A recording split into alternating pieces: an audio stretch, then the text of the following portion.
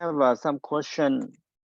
I have some question, but that's only for the last lesson, though. The one we have last week. Gospel of John. Yeah, no. Effective communication. Oh, okay.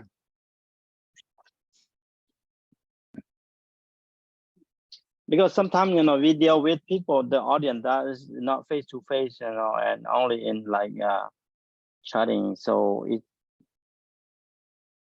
how we deal with that. It depends. Because when you deal with people who you not meet in person, like today we deal with classes online and long distance, and some of you have to study just through the videotape, and that even in impersonal. So that is another challenge. We have to look at different situations, and we don't know everything, and we cannot do everything too. So it depends that it's just one person or a group of people. So we're going to have some idea. The class that we're going to take will give us some guideline when you have to deal with person that you don't know, or when you have to deal with a group of people, and in person or long distance. So the lesson will give us some idea, some guideline too. Like today, we're going to have some guideline to help us deal with some situation. Okay. Let's pray, and we're going to start lesson 2 for today. Loving God, we thank you again today. We come to study. I pray that you will help us to learn a new lesson, a new thing, how we get to deal with different situations, and help us to be a better servant of yours. We thank you for everything. In Jesus' name I pray. Amen. Okay.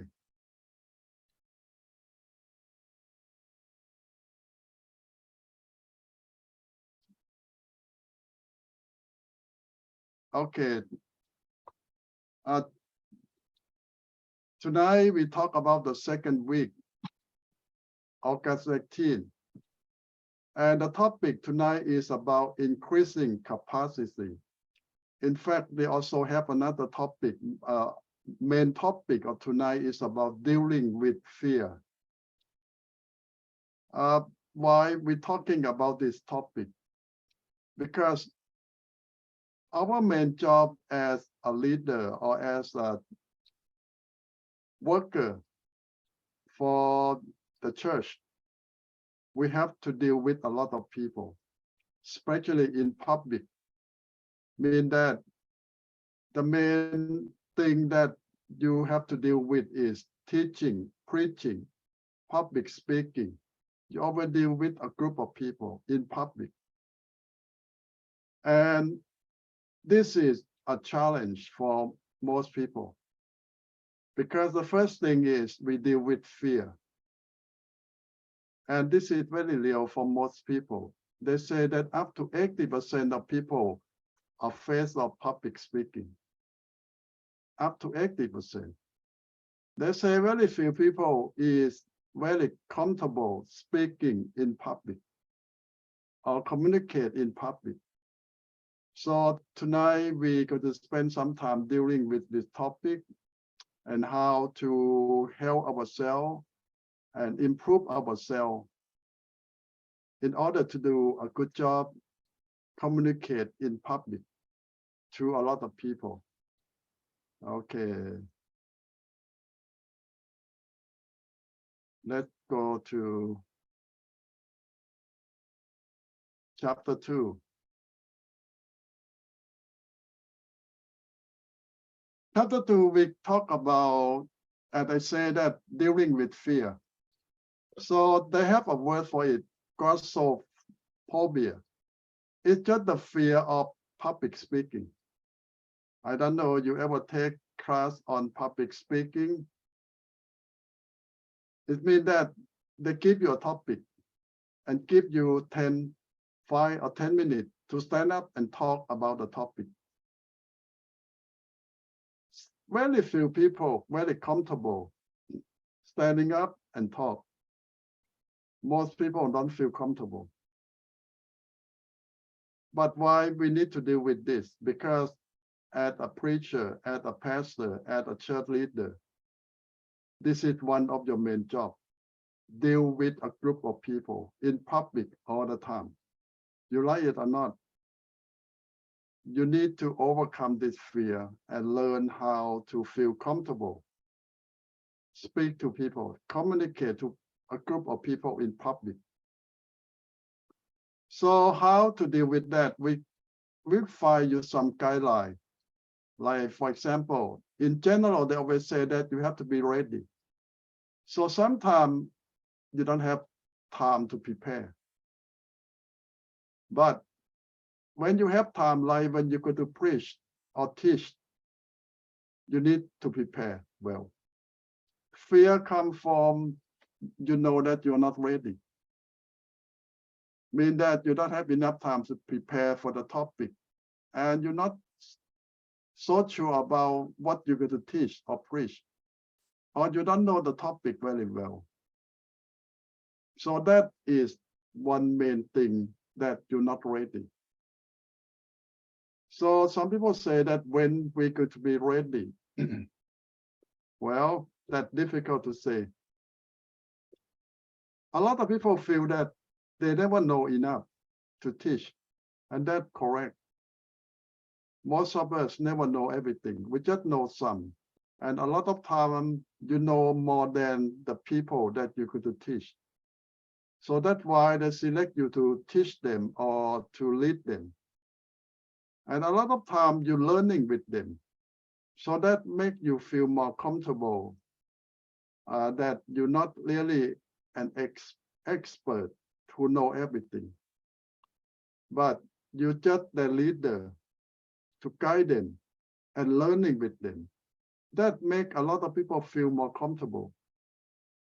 You can learn from them, they learn from you, but you have more time to prepare, to guide them. So that is better. But in some situations or in some churches, people don't like that. What that means? It means that they want you to know everything. They want you to be an expert to guide them.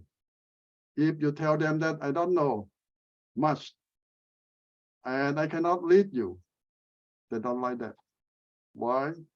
Because they expect from you a lot, that you need to know everything. You need to be an expert in that field, so you can help them or guide them or teach them. And some of them say they don't want to waste their time if you don't know enough to teach them, or they don't want you to waste their time to come and don't know for sure that you know what you're doing. So it depends. When you face some situation like that, a lot of times you cannot do much. Out of 100 people, maybe just a few like that, and you might have to let him go.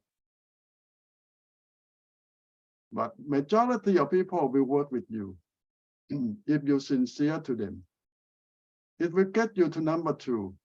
You need to know the people that you work with. If you know them well, it helps you a lot because you feel more comfortable and you know what they expect from you. And you know that what you can help them, what they need. So this is so important though. Spend time to learn about your people, to know them better. Spend time to make friends with them. That will help you. So a lot of time we don't talk about you go somewhere else that you don't know people. if you invited to preach somewhere or to speak with some group of people that you don't know anything at all, that's going to be difficult. If you're still young, you're still new, that's going to be difficult. But if you have a lot of experience, it might be a lot easier, because most people similar in some way.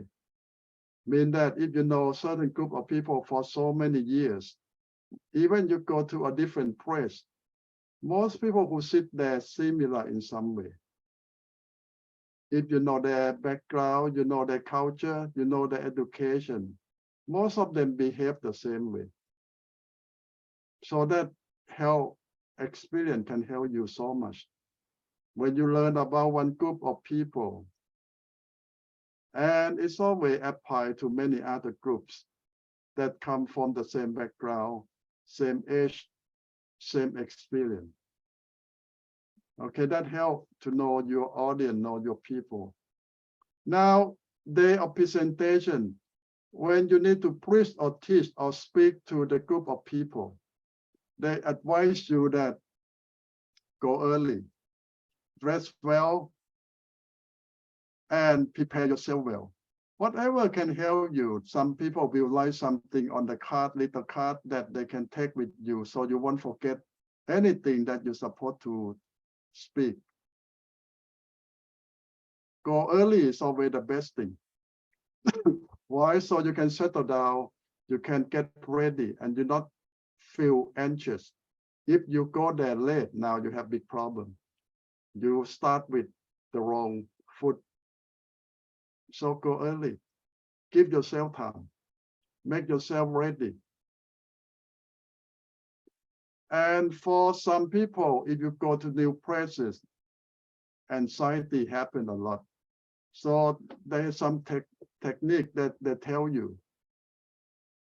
They teach you how to breathe, how to relax yourself, and help yourself feel comfortable before you start. This is how to deal with different situations with different group of people, how to make yourself feel comfortable and relaxed. Now, preparation is over everything. And when you have everything that will help you present, modern day people love slideshow, PowerPoint, film, handout, outline, everything that will help your presentation, help your sermon, help your teaching very well. And young people, modern day people love all these things.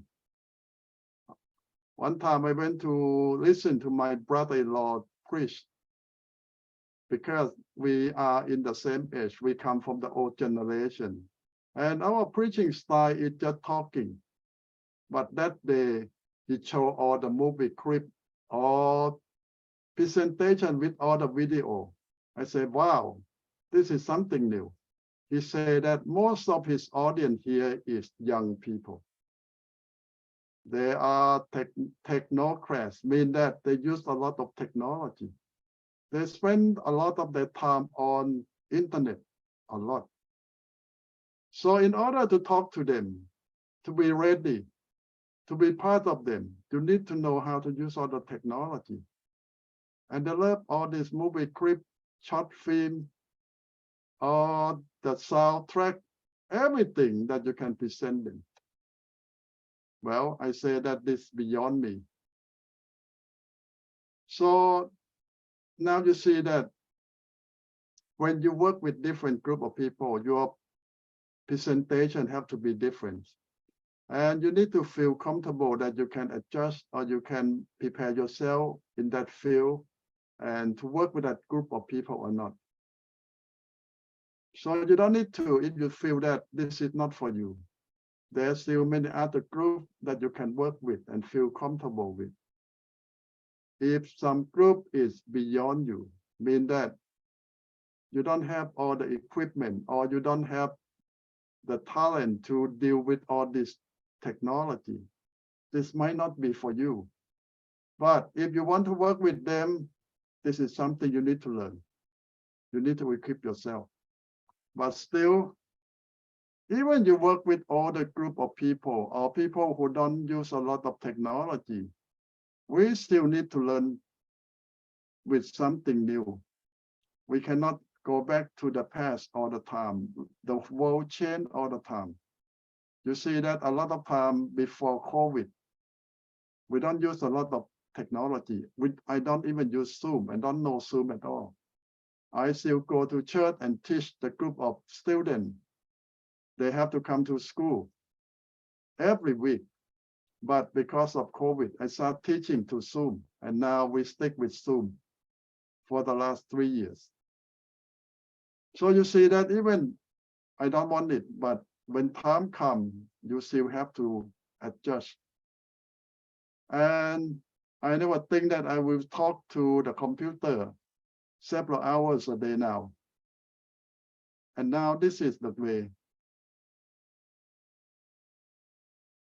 And I don't know, we will ever go back to face in class anymore, because a lot of students love Zoom, because they don't need to come to school anymore.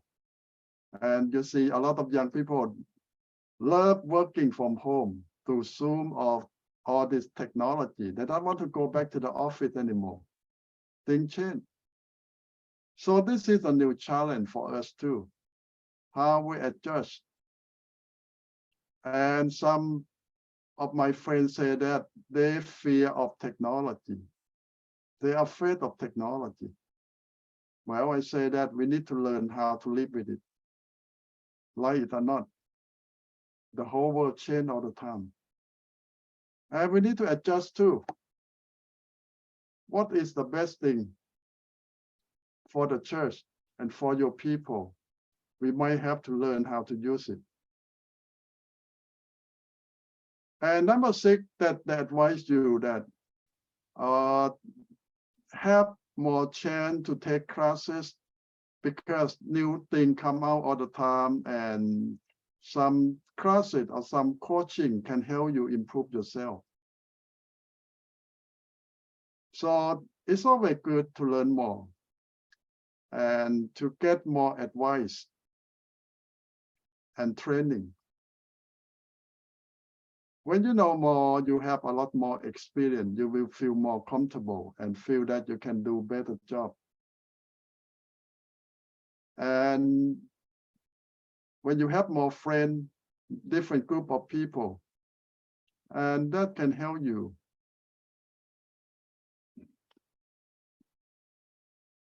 Okay, more of advice here is they teach you to practice. I know that today you don't have a lot of time to finish writing your sermon or Bible study is done.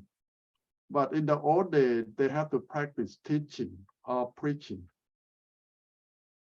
I don't know if you still do that or not, but when I was a young preacher or teacher, we need to practice before we present our preaching or teaching in class.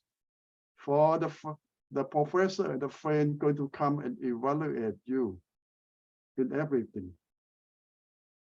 And they say that a lot of Asian culture, they don't like evaluation. But evaluation is a good thing to help us improve.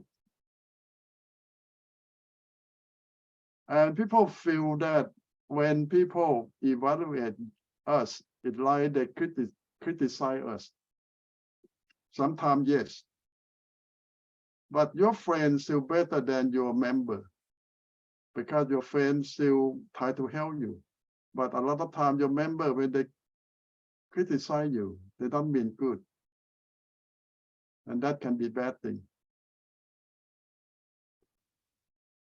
Number 2, the advice that don't do everything alone. Always get help and get people involved. So when you try to do everything yourself, you have more problems. But when you get people involved as a team and work together, that will help you a lot, because you don't feel alone anymore, and you don't feel that you just one man show up there, like just one target. But when now you know that all of them are your team, we just work together for God and for your people. That will make you feel more comfortable. They are not your enemy.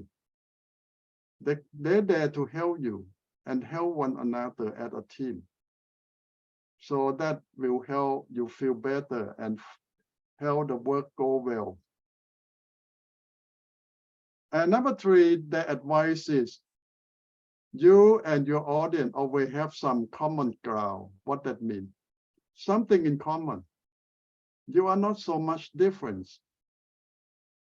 For example, when you look at the people that you're talking with or teaching, look at them.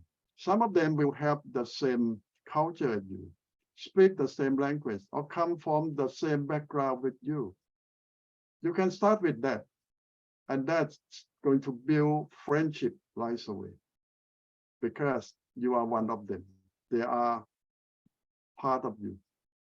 So that will help you feel more comfortable and you will lose the sense of fear. When you feel that, you come to be with your friend, someone that you know so well. Now they say that to build long-term relationship, always make friendship by exchange contact information, mean that go deeper, another step, long-term relationship. So you cannot just come and teach and go away without knowing them. If you still have to come and talk to them again or teach them again, it's better to know them in the long term, build relationship. And who knows, they might be your friend for a long time.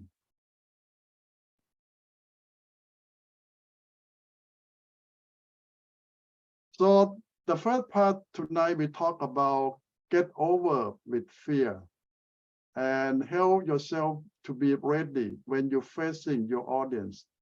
That is the first thing that we could talk tonight. And there might be some more that stop you from being a good public communicator. Let me stop here a little bit and come back to you. So they say that the first problem that we are facing is fear. I don't know, this is one of your problems or it's not your main problem. Some of you might have some other problem when you need to communicate with your people, in public especially. And this is the main thing. We all have to deal with a group of people all the time, publicly.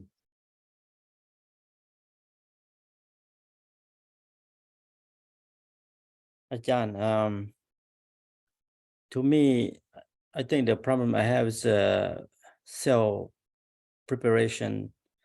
But I learned one thing from one other pastor. I think his name is Dan Sutherland. Very long time ago, I attended one of the leadership conference in Seaside here in Oregon. Mm-hmm. And I learned one thing from him. He said that when you speak, just be natural and be yourself.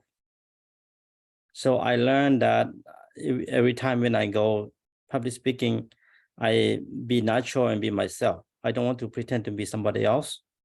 So I feel like, I do better. And I think that will help other people too, That's a good advice. When you try to copy some famous preacher, you have big problem because you are not them.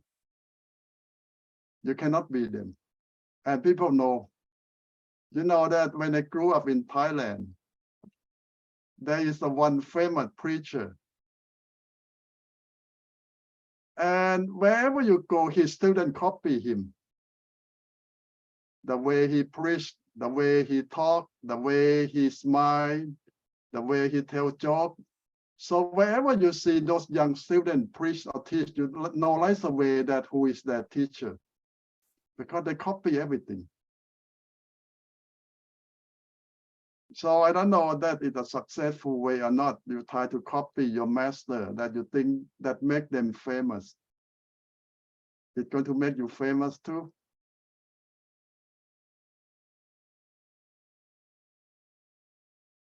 Well, but it worked. You see, like all the advertisement, why they hire a movie star to put on their eyeglasses.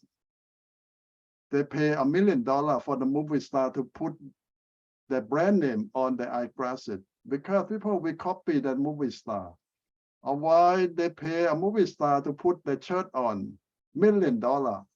They hope that everyone will copy that movie star by the church. You see that all the basketball player, football player get a lot of money by advertise the product for the company, food, clothes, a lot of things. Why? Because most people will copy that famous people and believe that by copy they make them famous too. Well, it's true or not, but it worked. And one more thing, Ajahn, I learned something that because a lot of time, people ask me to go teach or preach, and I say I don't know enough. And one preacher told me that no, you don't want to wait until you know enough to go preach. You go and you will learn. And another guy said, if I wait until I know enough, then I won't come back to teach you guys because I've been gone. So meaning that we will have to face it and learn from mistake, and just do it. Then we'll learn from that. Well, today's school, we make you go out and teach right away. We don't wait until you graduate so you can teach. We make you teach right away. So you share right away whatever you learn each week. And Jesus do the same thing with his disciples. He did not wait until they graduate before he sent them out. Jesus sent them out right away to share the good news. You see that it's not until he go to heaven. When he go to heaven, he just command them to go all over the world, but he sent them out long time ago. Since the first year, he sent them out. So we share what we know, and we learn in the same time. So you don't need to be expert before you start sharing. You just share what you know, what you get, and that's good enough.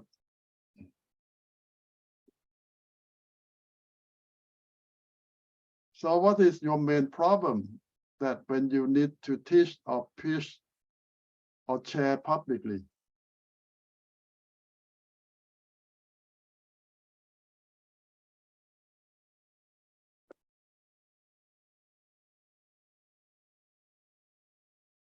Moses told God that I am not a good speaker. I cannot speak well. Send someone else, God. And what God tell Moses? Who make you? Who make your mouth? When I choose you, I send you, you go. I know you better than you know yourself. Well, that's a very great answer. God say, I know you better than you know yourself. I make you.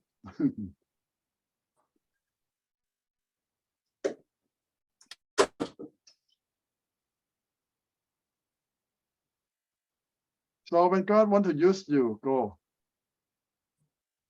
John, I think Moses' day, God speak to him directly, and he know. But in our situation, we don't know that if God really want us to go, so we're not sure on that part. Well, you're right in some way. Today, God still speak to us in different way, but he still speak to us. It's just we want to listen to him or not. I believe that all of you might have experienced that how God speak to you in different way. And you know that this is from God.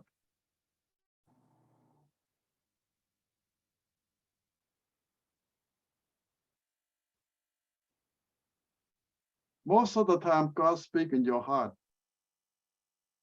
and confirm to you inside you by many other ways. Sometimes God sends someone to confirm to you. Sometimes when you read the Bible, study the Bible, God show you the passage. And sometimes many situations happen to confirm that this is what God wants you to do or talk to you. So many ways.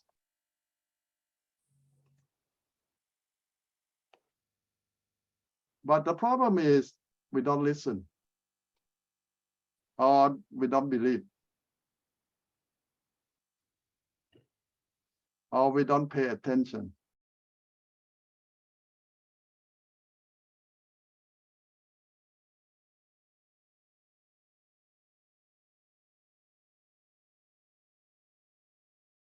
I met a preacher, I don't know I told you or not.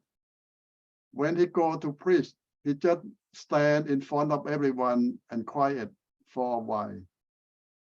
Later on, I asked him, what you do while you standing there? Speak no words and close his eye like he praying. He said he waiting for God to speak to him. I say that you don't prepare your sermon. He said, no. He said, each time God will speak to me. I say, if God did not speak to you today, what will happen? So he said, no sermon.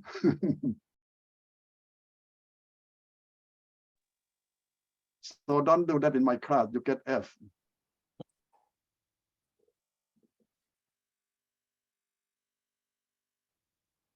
You have to prepare. But God can change it. That's okay. But if you don't prepare at all, you have big problem.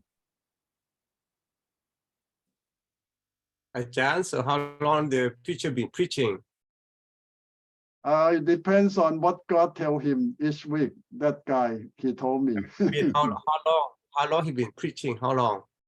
That way, I think he preached around 30 minutes. But how many years he been preaching?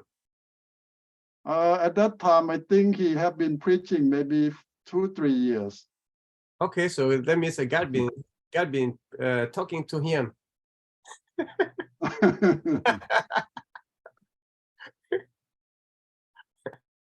Well, I heard after that, maybe a year after that, his church died.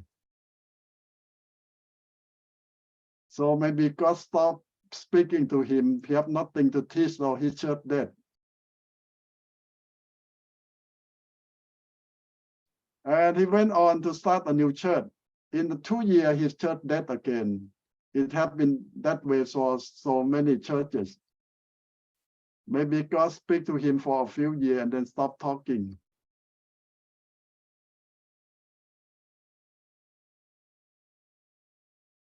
I hope that he changed though.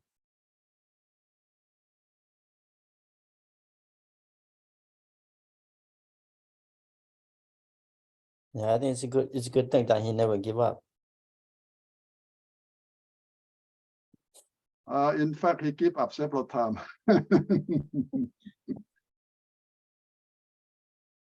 He quit many times already, but his wife tell him to come back from time to time. So it's not God who called him back, his wife.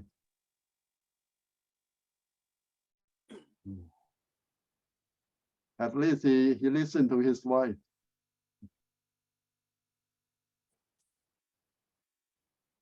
You know, John, like in our current community, like if they know that you are the preacher, when you go to their church, they can ask you anytime to preach. Can be the last minute.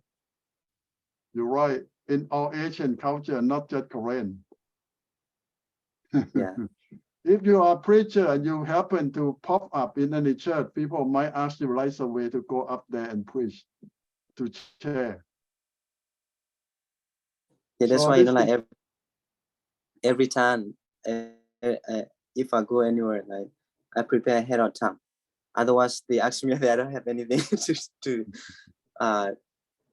share with them. So now you know that why if you are a preacher, you cannot just pop up anywhere because people expect you to preach Uh-huh. in most Asian culture. And you cannot compare that. Why don't you tell me in advance? Because they expect you as a preacher to be ready 24 hours. You have Yes. to be ready. Yeah. Okay, so this is Harry. You see him at the corner? Oh, hey, how you guys doing? Yeah. Okay, new friend. So you can know each other later on when we take a break. Okay, anyone else want to ask question or what we have learned so far about what is your obstacle when you start communicate with your people in public? Yeah, one. I have a question about I heard somebody preaching the same topic, but so many outlines. So later on, they're going out. So the whole preaching, whole sermon, I don't get what exactly they need, what exactly they mean. I just want to fix it out. Okay, so you're talking about one of the old preacher or young preacher? The young preacher. Okay. If young preacher can understand because they might not have a lot of experience and they might not exactly know what they're doing. But if all preachers still doing that, it means that they have big problem.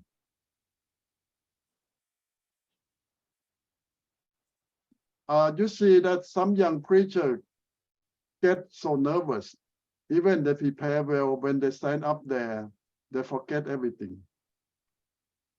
It happens all the time when you're young, you're inexperienced, and you get nervous, and you don't know, you forget everything. It's possible.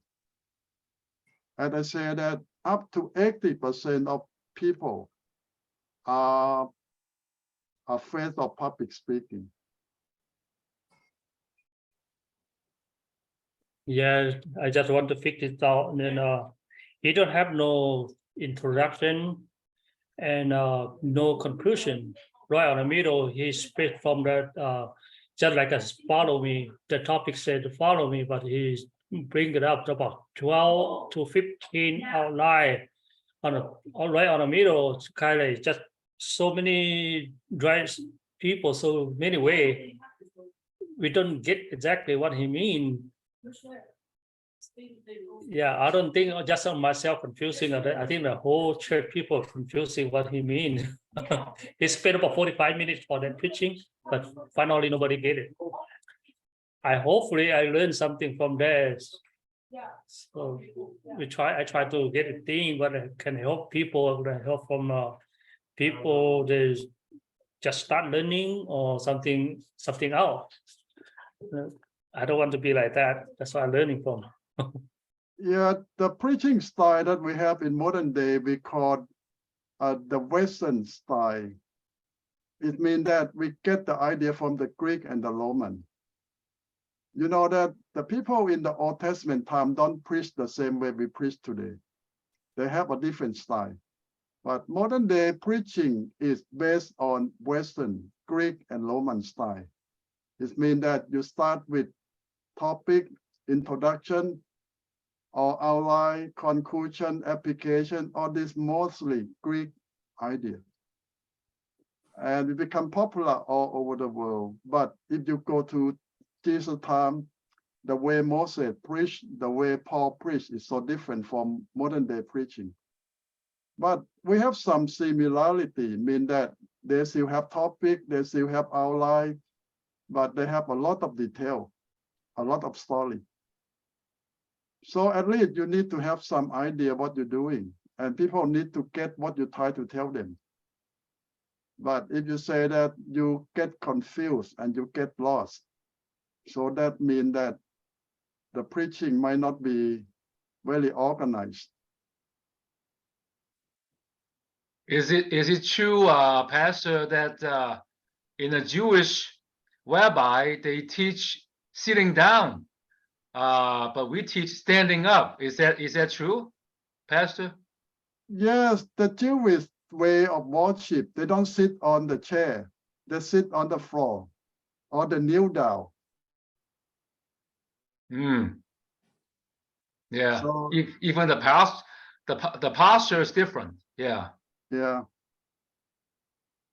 So culture have a big thing to do. You go to the Islam country today, or the people still kneel down on the floor Yeah. to pray, to listen, and do everything on the floor.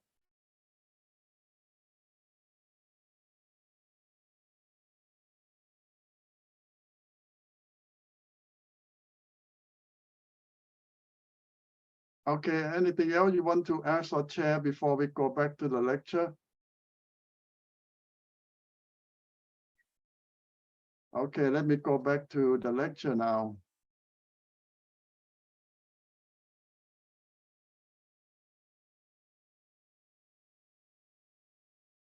Now, they try to give us more advice how to overcome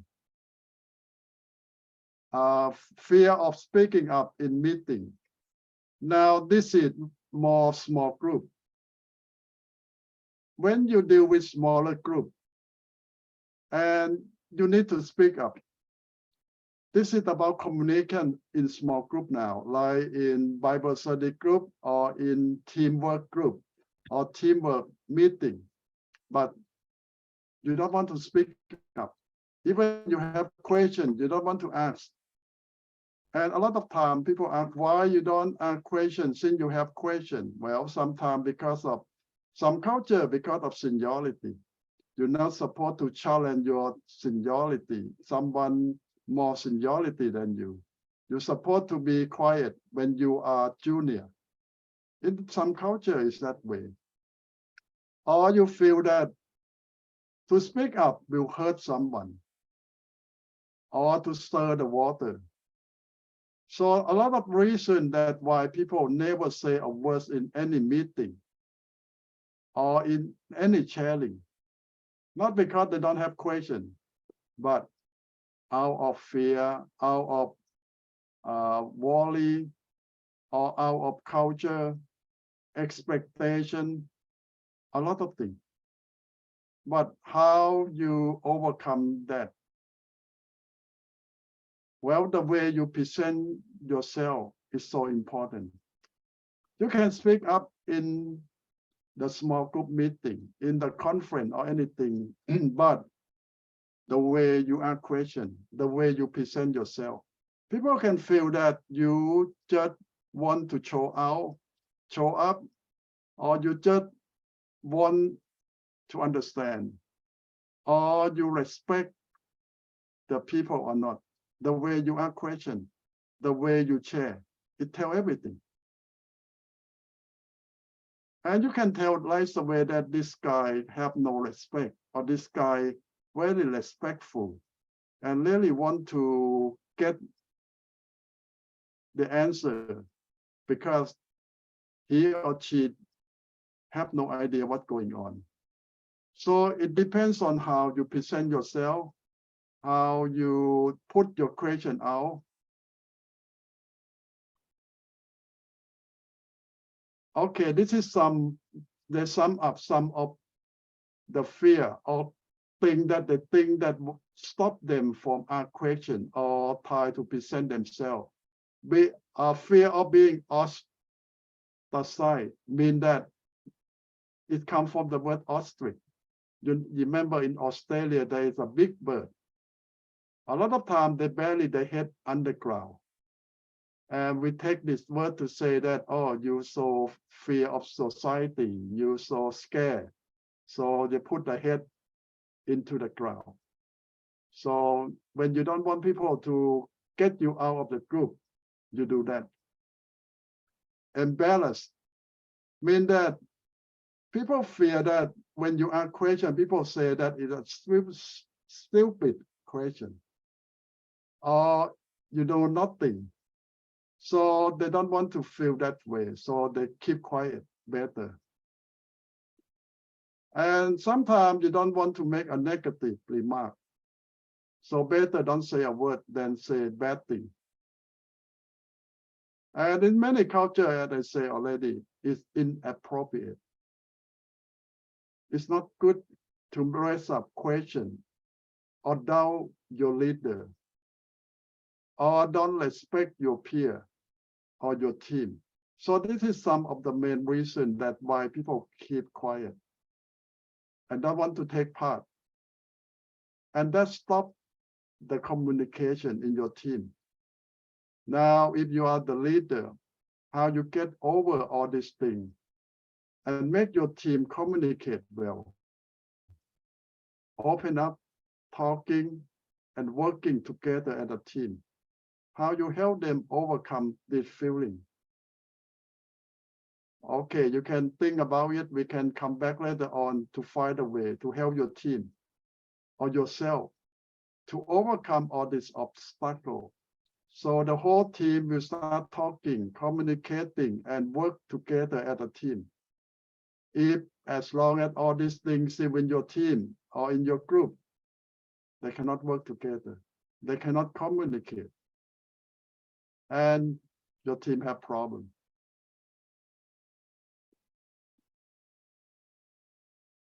Okay, that we will come back when I come to you for your sharing. Some people say that I should not say a thing yet because my idea is still half-baked. It's not fully formed yet. Well, but a lot of time, just a little bit idea still can help the team to get started. You don't need to be perfect in everything. And if you want to be part of the team, you need to feel free to communicate, to share.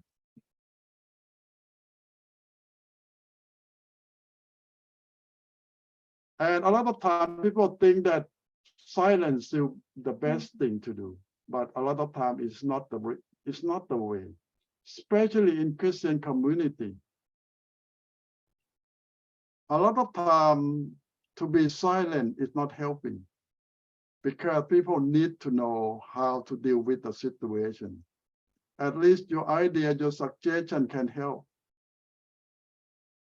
A lot of time when you keep silent, it means that you don't want to take part in the situation. You don't want to get involved.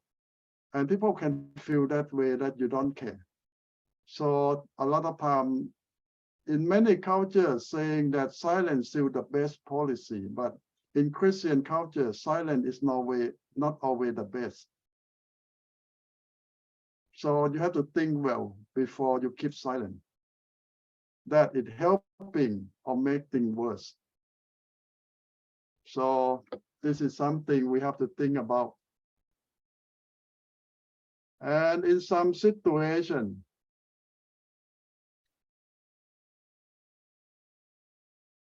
I want to sound intelligent.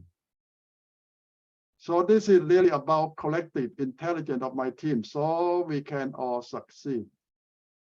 What that mean? A lot of time when people say something, they want people to impress people to think that they're so intelligent. But sometimes that is helping or not helping. It depends on situation. So the intention is to say it here is, don't try to do something to make people think that you're intelligent for the goal of make people think that way or try to impress people. So this should not be your goal, because your goal is to help your team and to solve the problem, not try to sell your image, to make people look at you good. No, this will cost the success of the whole team. Just don't try to make yourself look good by the cost of the whole team. So better be sincere and mean for the best of the team, not yourself. The success of the team is your success too. But your success alone might not be the success of your team.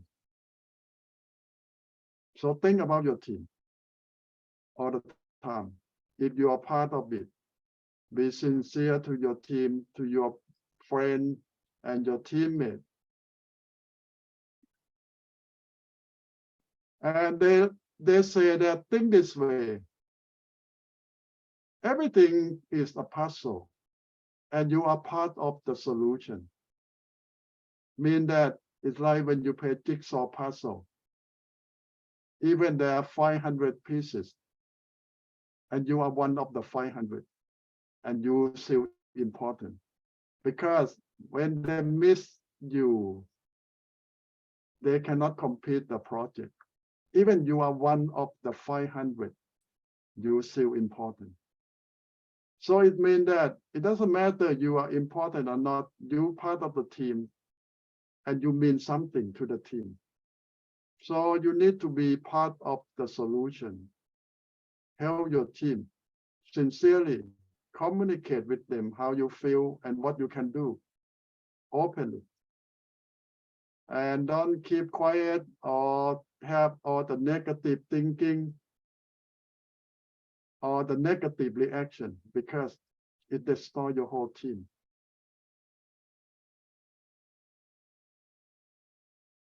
Okay. So speak up, speak the right thing for the purpose to build up. And in order to do that, you need to prepare yourself. Most of the meeting or most of the project will give you some time to think over. You can go over the project and think about the situation and think about everything, how you can contribute, what is your question, and what is your suggestion that can help improve. And don't think that my idea is useless. A lot of smart people there. Well, as I say, you are one of the jigsaw puzzle. They need you. And they always tell you that rehearse yourself. Mean that besides get the outline of what you're going to say or what you're going to be part of, you can practice speaking in the group, because sometimes your ideas still not settle down and you still confuse yourself. You can confuse everyone too. When you write it down, make it clear. So it's going to help everyone see your point a lot better.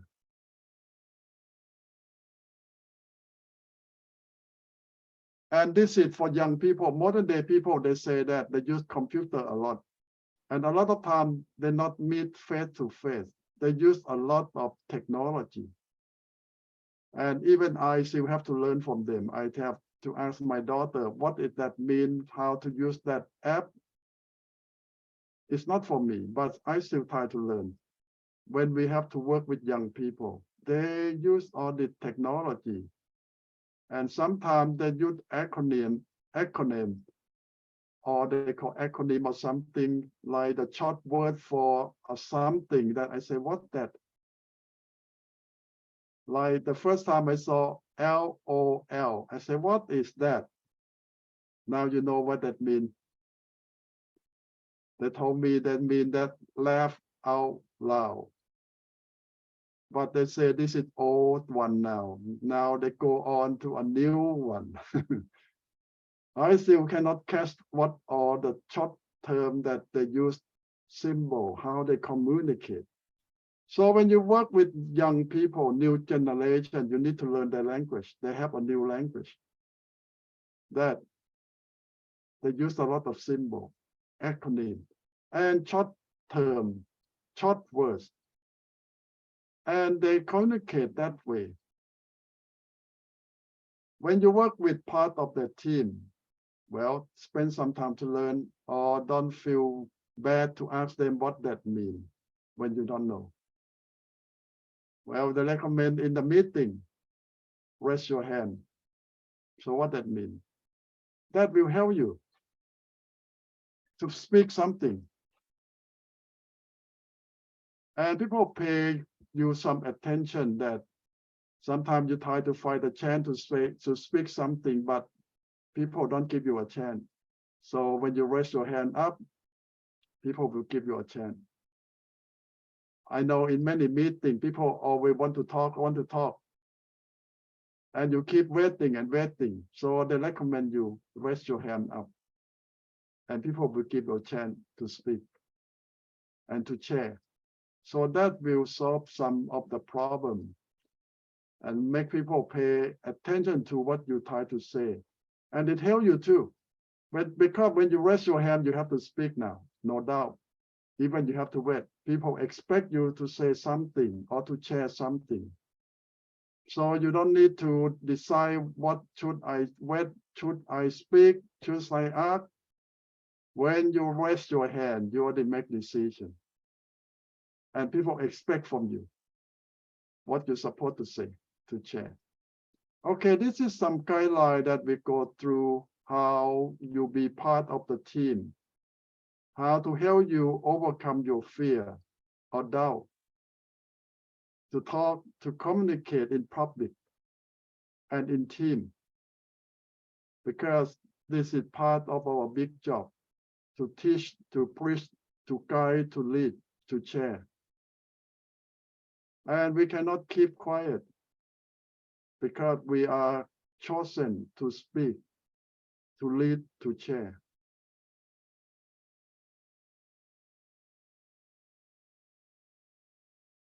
Okay, I go over real quick so we have more time to talk.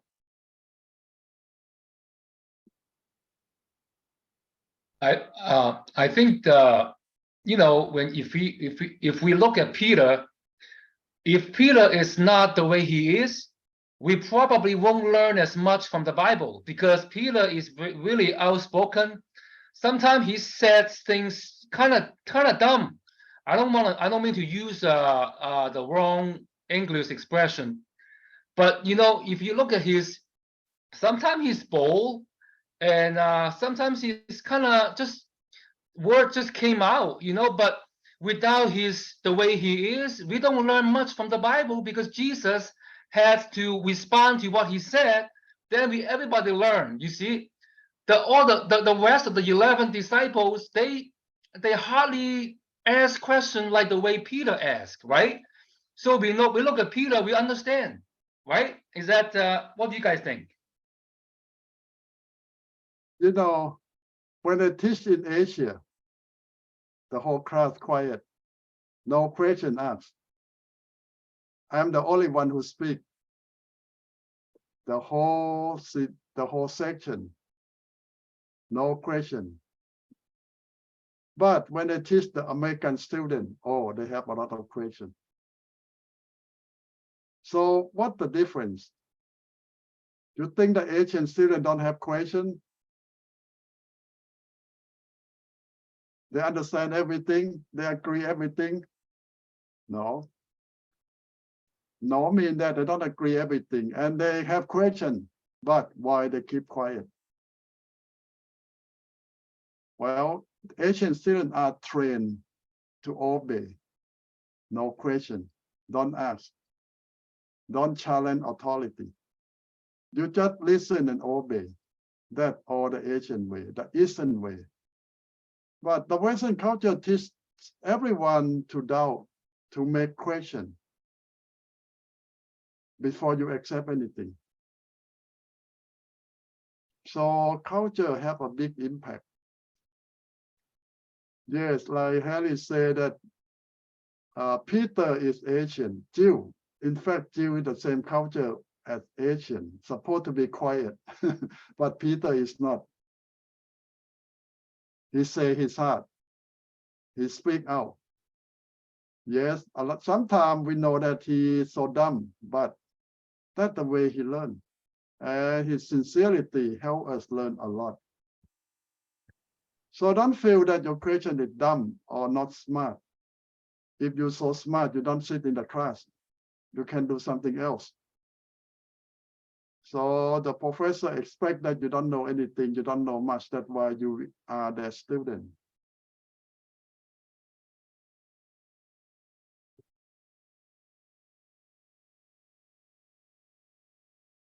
So it's good point, Harry. Don't try to impress your professor by keep quiet. You know that the book of Proverbs have a saying that if you're dumb, keep quiet. Because when you're quiet, people won't know that you're dumb. You know that the proverb in the Bible really say that. So all the Asians will do the same thing. But in class as a student, I think we are dumb. We don't know everything. That's why we sit here. So we're supposed to ask. So you know, you're getting better. And in your church, we expect you to share, to speak, to help one another. When everyone keep quiet, that is no communication. How you help your team to speak up, to share, and you yourself too.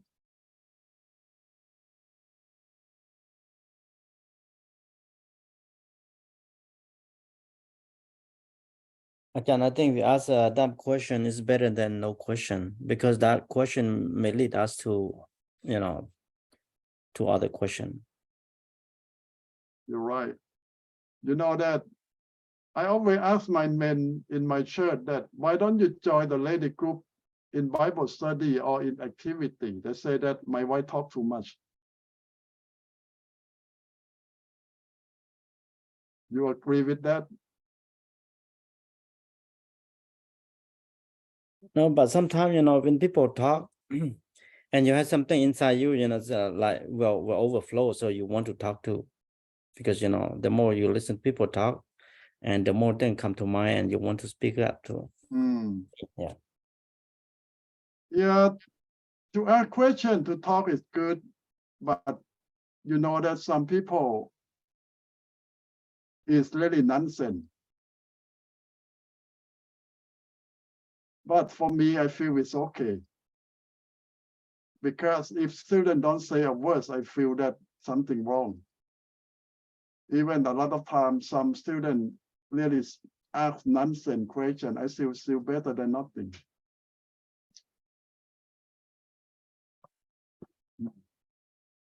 Ajahn, because I heard from your previous student, they said you are really smart professor. So I'm kind of, so I have to me, I say I have to make sure that I got good question, because otherwise you say, man, another one. Who tell you that I'm smart?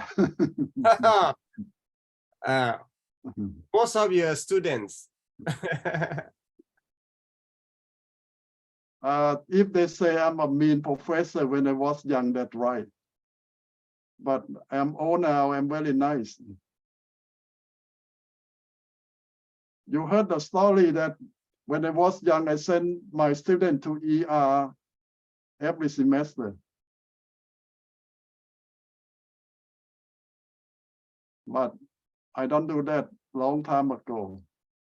None of my students end up in ER anymore. I mean, emergency room.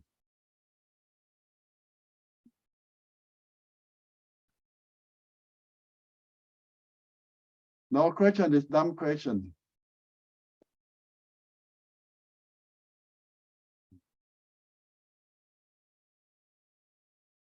You know that most of the question I heard so many times already, after teaching for almost 40 years. So you don't need to impress me, try to make a new question for me. Most question I heard it before. That's why, Ajahn, sometimes I feel like we don't have to ask you a question, because you know all the question that you heard the question before, so you should give us all the answers. Well, the benefit is not for me, it's for all of you. When you ask question, you learn, and your friend can learn from you too. Because sometimes you see that when I lecture, I don't cover everything because I already know all of that. And sometimes I think that you already know too. But it's not true. So this is why you need to ask question that, oh, you go too fast, you go too covered not everything.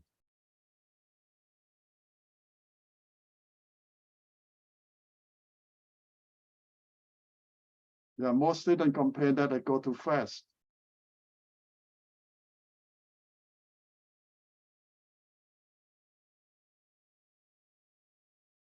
So that's why I give you the lecture note in advance. So you have to study the note and have questions. Let's see. I don't send it to Harry yet because Harry is still not in the system, and Chow too. I don't think I have Chow email. I think Chow already sent me his email, but so far I don't get it. Yes, Pastor, I sent it last week. I can send it again. Where you send it? I think there was an email linked to some of the emails that Tun Chai sent it to me, and I just copied that and paste. So I don't know if that's the one directly to your email or not. Well, you can send me to sawanglin@yahoo.com. That will go to me directly. Okay. Yes, because in some list, I think I don't get it directly. So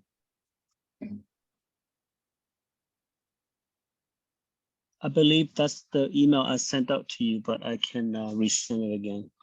okay, thank you.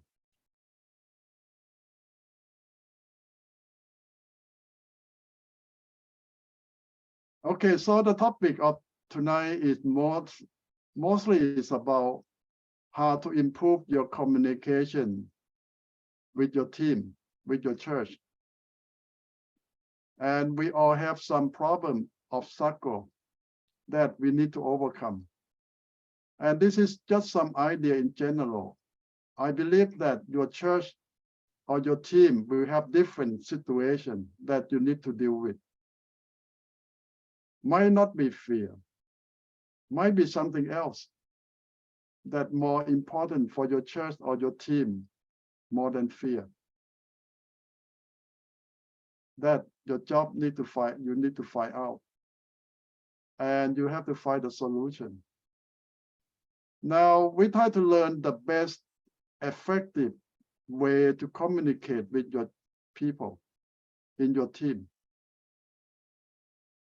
And only you know how to find the best way to do that. And that's going to be your project to find out your situation, what you're doing now, what the problem that you face all the time. It can be your teamwork. It can be your church as a whole, or any other organization that you are part of. You know that there is problem there, especially the communication problem. It's not smooth, it's not well, it's sick. And your job is to find out what caused the problem and what you can do to improve that, to change that.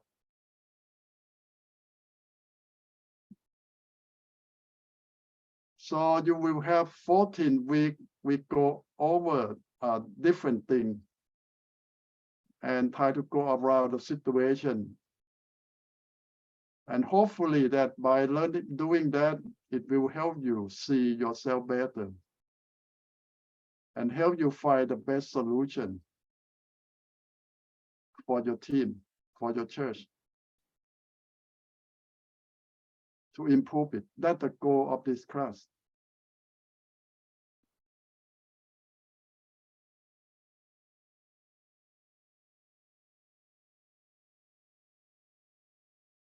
And you know that in the past, one student said that, oh, the problem is my family.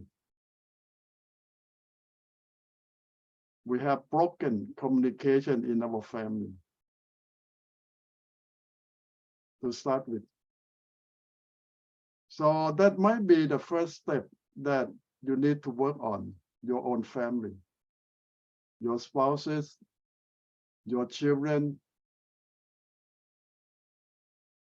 that to solve that problem first before you go anywhere further, because you have broken communication in your family.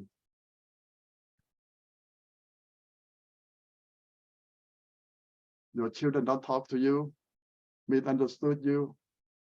Your spouses misunderstood you all the time.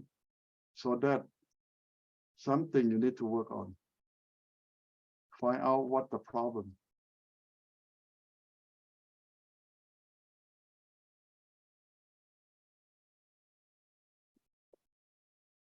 And a lot of problems that we have, we expect them to know what we know, think what we think. That's why we don't tell them. Yeah, I think that one of the big problems we expect that they know. And you know that a big problem in most marriages is expectation. We expect that they know. We expect that they should do this, that we expect that, but it's not the real thing. And that causes a lot of problems.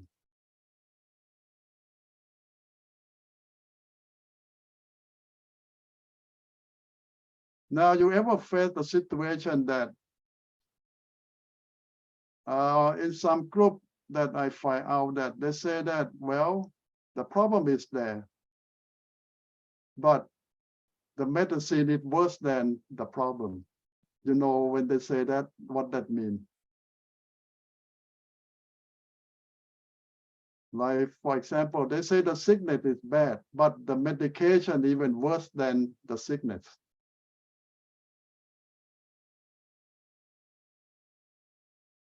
It means that, for example, you get a headache, but whenever you take the medicine, it makes you feel even worse than your headache. So they say that I better have the headache better than taking the medicine.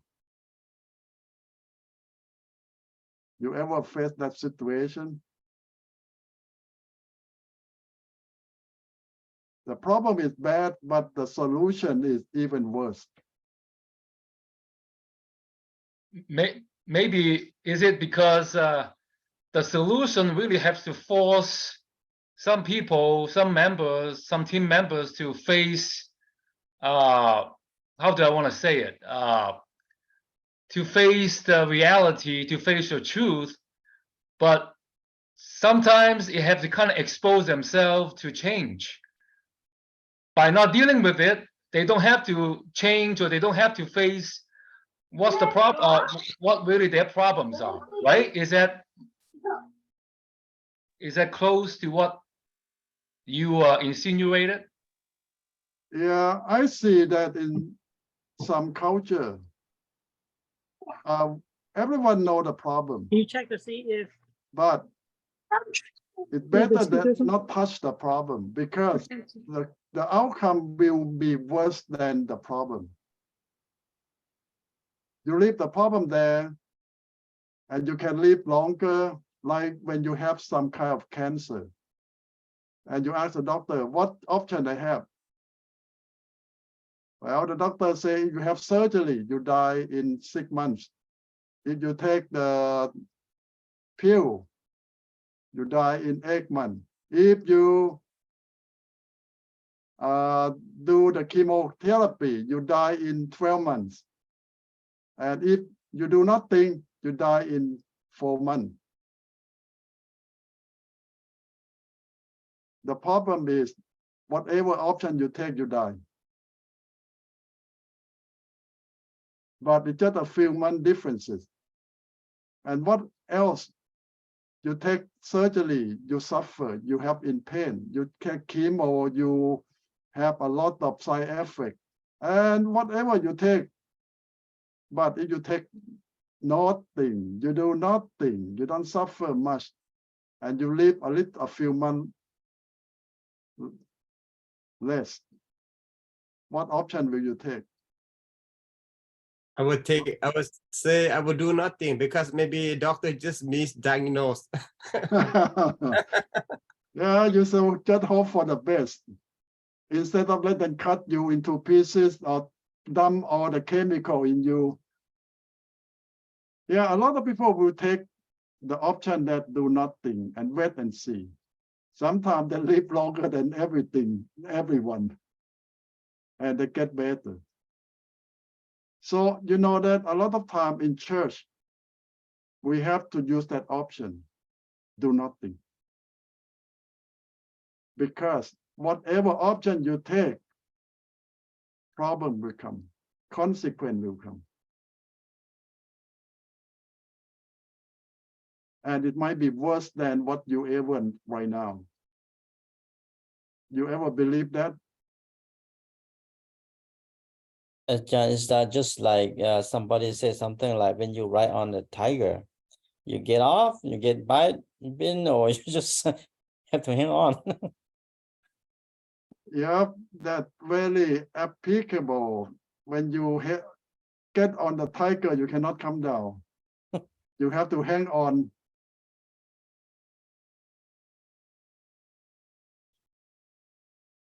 Yeah, I believe that when you in church situation, you will come to that situation a lot.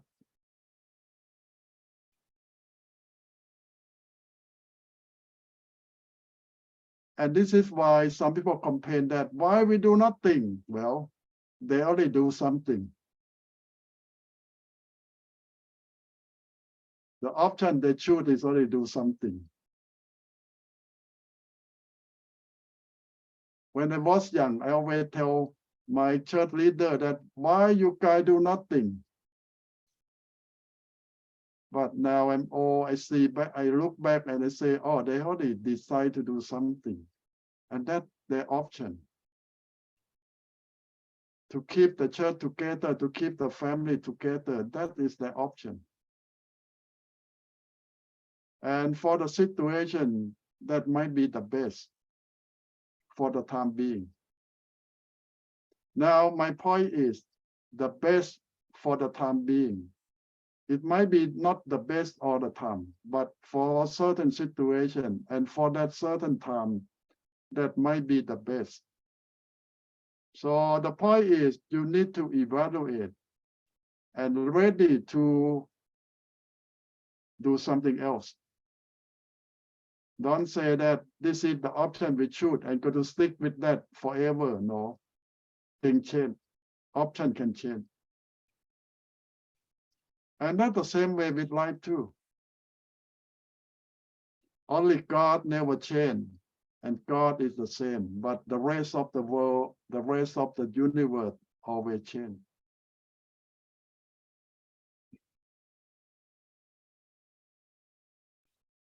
So be flexible.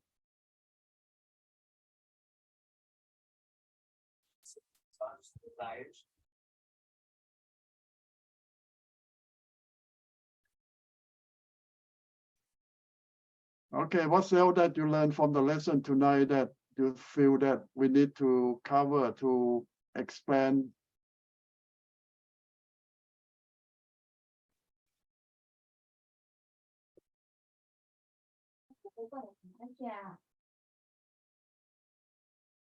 Are you the one who keep quiet most of the time in your church? Or are you the one who talk a lot? Let me talk a little bit then. Harry, you mentioned about Peter. Yes, I agree with Peter. What you meant, you mentioned about Peter. Yeah, sometimes as Peter, he just like I would say after he talked that he thinks, you know. Yeah. For Yeah. example, like he said, what when he answered to Jesus that I will always be with you, you know. And after that, I'm sure that he felt it best. Man, I should think twice before answering his question. I'm sure Jesus know that he'll be denying him. I'm sure Jesus knew that, you know. But good to have you, Harry. Oh, I appreciate that, Nathan. Thank you. Appreciate that. Yeah. just Peter came to my mind, you know, he's like that. And yeah. And also because of his stupid questions, because of his dumbness, we learn. That's the thing, right? That's the thing. Well, there's a saying, Peter speak his heart. Whatever he think inside, he speak out. So he the same person, inside and outside. But a lot of quiet people is not the same thing. What they think inside is so different. Because quiet people never make mistake. Well, a lot of time when they're quiet, they don't even make mistake. You know that in Christian culture, quiet not always the best policy. It depends on situation. When you need to speak up for the truth, you have to do it. You cannot be quiet. And I think When you need to stand up, you need to. Yeah. Yeah, I Okay. think quiet also sin, right? Because the scripture say that if you keep quiet, you also sin. If you know think that good to say, we don't say it. Yeah. To be clear on the verse of the Bible say that when you know something good to do, you don't do it, it's only sin.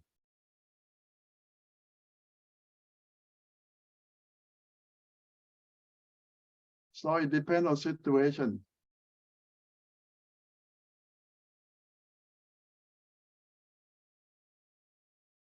Sometimes when you stand up for the truth, you stand up for someone, you get hurt too. You suffer too. But is it worth it?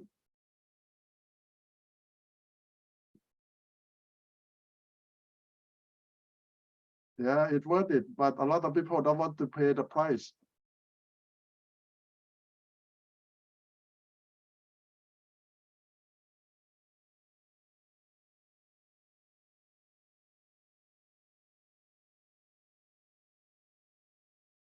When you want to stand up for the truth, stand up with the right thing, there's a price to pay.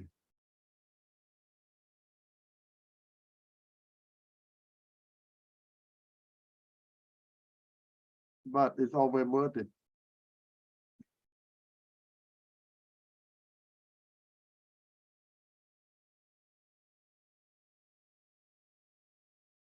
So I believe that you always have to calculate. And I say that you have many options in everything. When I say option, I don't mean that just the price. A lot of people say that how much I have to pay. And that is my only option that I think about. No, I think that you should think about many other things too. Not just the price, but your principle, what you believe.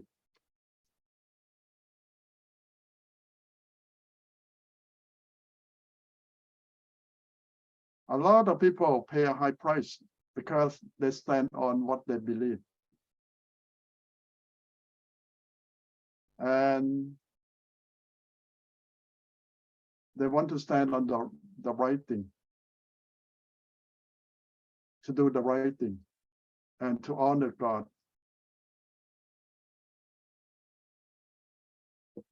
You see, Shadrach, Meshach, and Abednego pay the price that they're going to die because they believe in God.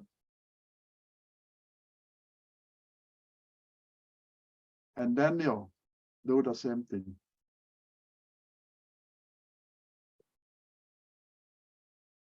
Yeah, and yeah, we are called to pick up the cross, right? So pick up the cross somehow is a part of the suffering.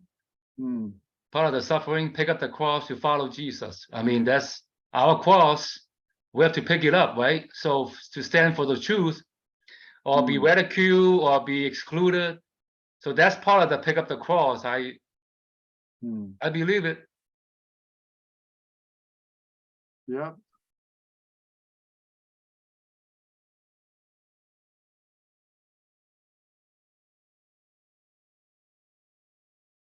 Okay, so think well. And I want you to go back and think about a lot of situations. Start with yourself, your family, your church committee, your team. How you going to improve the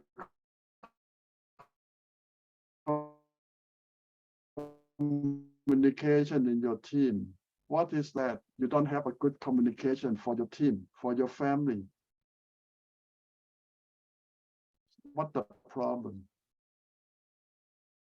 And what can you do to improve that?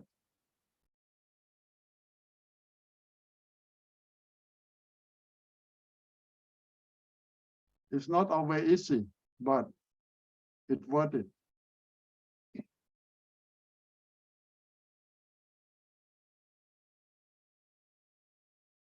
So I want to emphasize about your small group study. You see that part of the requirement, you need to join one of the group study. And you can form it. The group for you from Portland, I say that there are 3-4 of you can join in your team. John, Timothy, Tuso,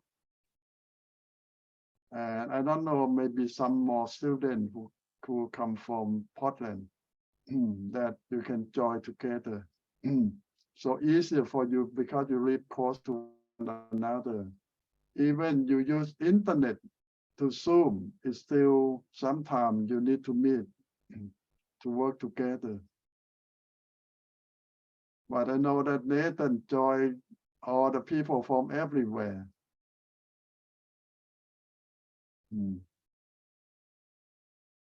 So Nathan group is international. Oh, this year I don't see Nono from Thailand. Anyone get in touch with her? Yeah, John, I was wondering too, why we don't see Nono. Yeah, I have no idea too. Maybe What John happened? can knows.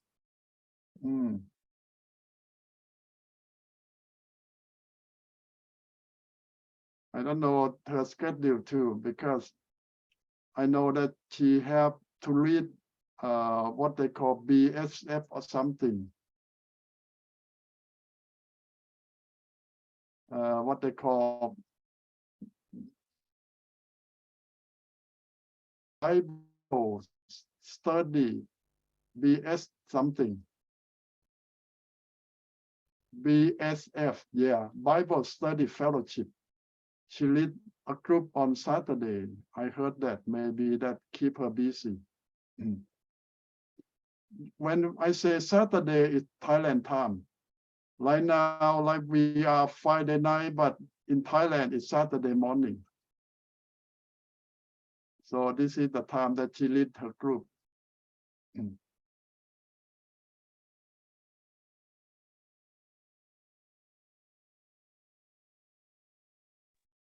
John, maybe she don't know that you started the class yet.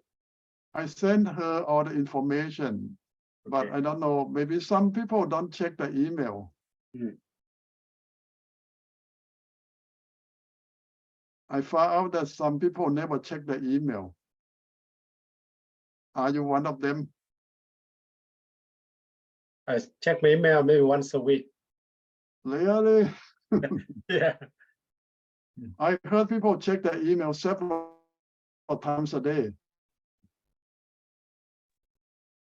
Yes, But me every day. I think every day, 2-3 times a day, maybe 5 times a day, I would say. Okay. San and Ajahn Pun, I send you the chapter 1 to 5 in communication in Thai. Okay. Okay, I got it. Thank you. I got it. Thank you. I appreciate it. So Khom Sai, you already start the translation? I did, Ajahn. Yeah, But that's amazing. I depend on dictionary. I mean translation. Yeah, hopefully that I myself cannot collect it because I don't have not much knowledge about Thai. Well, you know. you can send me a copy. I can take a look. Okay, I can maybe it might be better, Ajahn, you can help collect it and then we save the copy for the student in the future. Yeah, but I might not have time now to do a collection or editing. Okay. But Yeah. at least one day, maybe when I have some time to read over them. Okay, good. Then I will send you all of them then.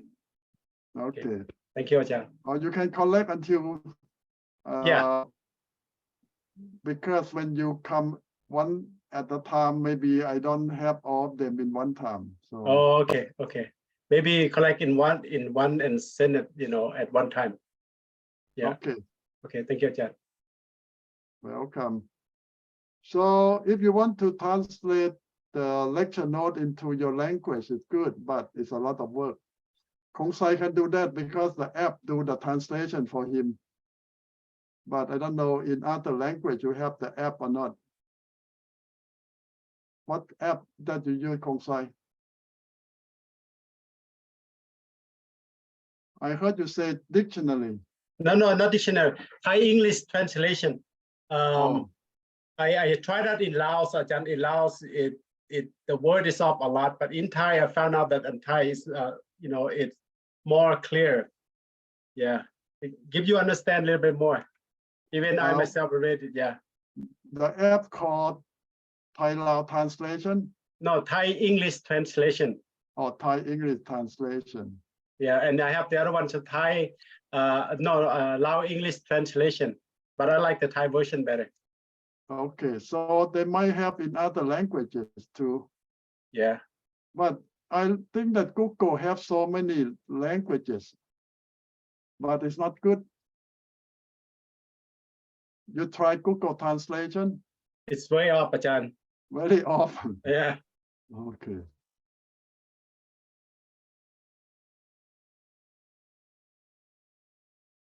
Yeah, but I don't think they are in Mien or in Hmong or in Korean. In Hmong, in Korean, they do have, but it's not in Mien. If I type in Mien, they go through the Vietnam. Oh. Not the Vietnamese, so it's not Mien. They don't have Mien yet. Okay. I tried already, but it's not working to me. That's why I have to. How about Hmong? You have translation from English to Hmong? Yes. Yeah. I done that. The last lesson I learned from you the I forgot the topic, but yes, Okay. I have it. We do have it. Oh, great. But I do have to read over and correct a lot of word because majority of the translation not for religious like a Bible, and sometimes I have to change some word. Okay. You know that when you do a correction, you help them improve the translation too, because they keep all the record. So that's good. In the future, it's going to be better that way. Yeah, also I cannot do a big paragraph. I only cut each section and then do it. Oh. Yeah. I cannot do the whole page. Wow. So Kong Sai, you can do a lot in one time. Ajahn, I sit right here, listen to you and do translation and finish like 4 chapters. Oh. That's how fast this translation is. Yeah. Wow, very good. Okay, we have a few more minutes. You have any question or anything else before we're done with the first class? Okay, we have 2 hour lecture and 1 hour for your small group study. So that 1 hour you need to find your small group to join.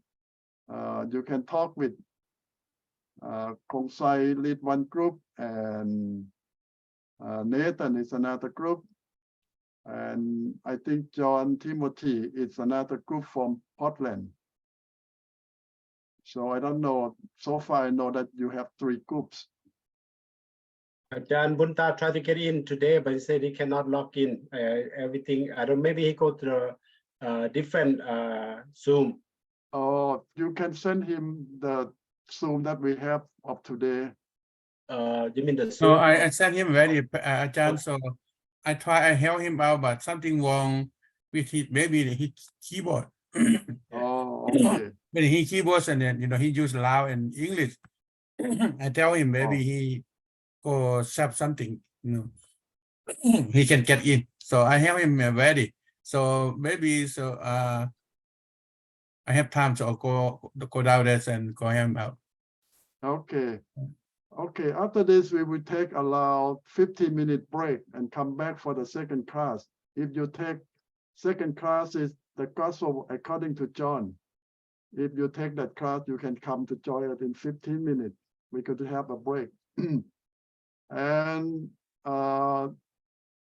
some of you still need to finish the registration for this semester. And for some of you, I need to talk with you about I'm not sure that they still have your record as student. If they still keep you, you don't need to make a new application. If not, you might have to do a new application. Okay, you have any question concerning application, registration?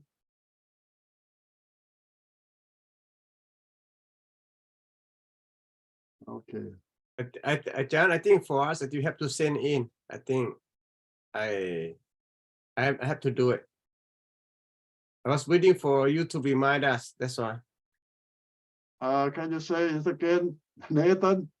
Is that a John, job? I was waiting for you to remind us. Oh. I think you are a good student. I don't need to remind you of anything. Yeah, we do it. We do that. Maybe I don't know, be Sunday or Monday, something like that. Thank Okay, don't worry.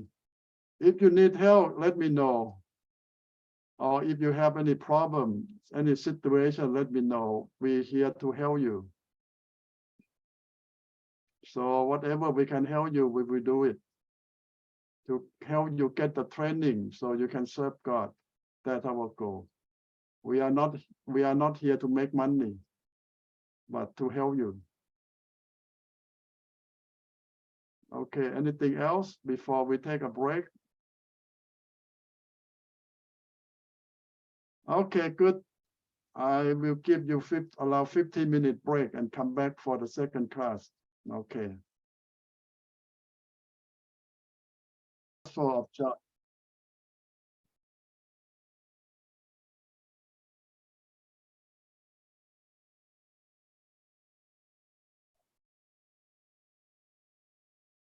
so tonight is 18. We're going to cover chapter 2. And you know that next Friday we don't have school. You see that the third section going to be September 8th. So you see the gap that we don't have school for 2 weeks. Okay, that's the time that you can catch up with many things. So we come back again on September 8th. So you have a gap of 2 weeks. Okay, tell your friend too, so in case they forget. And from that day on, we will go straight to the end. You can start reading in advance. I will send you more lecture note, maybe until chapter 10 or 12 or something in advance.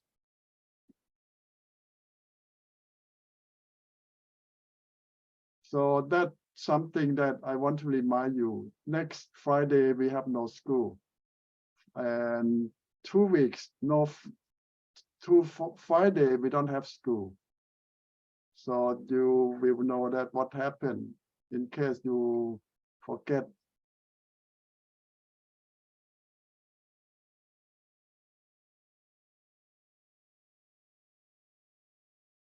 So the next class will be the 8th, right? Yeah, on September 8th. September the 8th. Okay.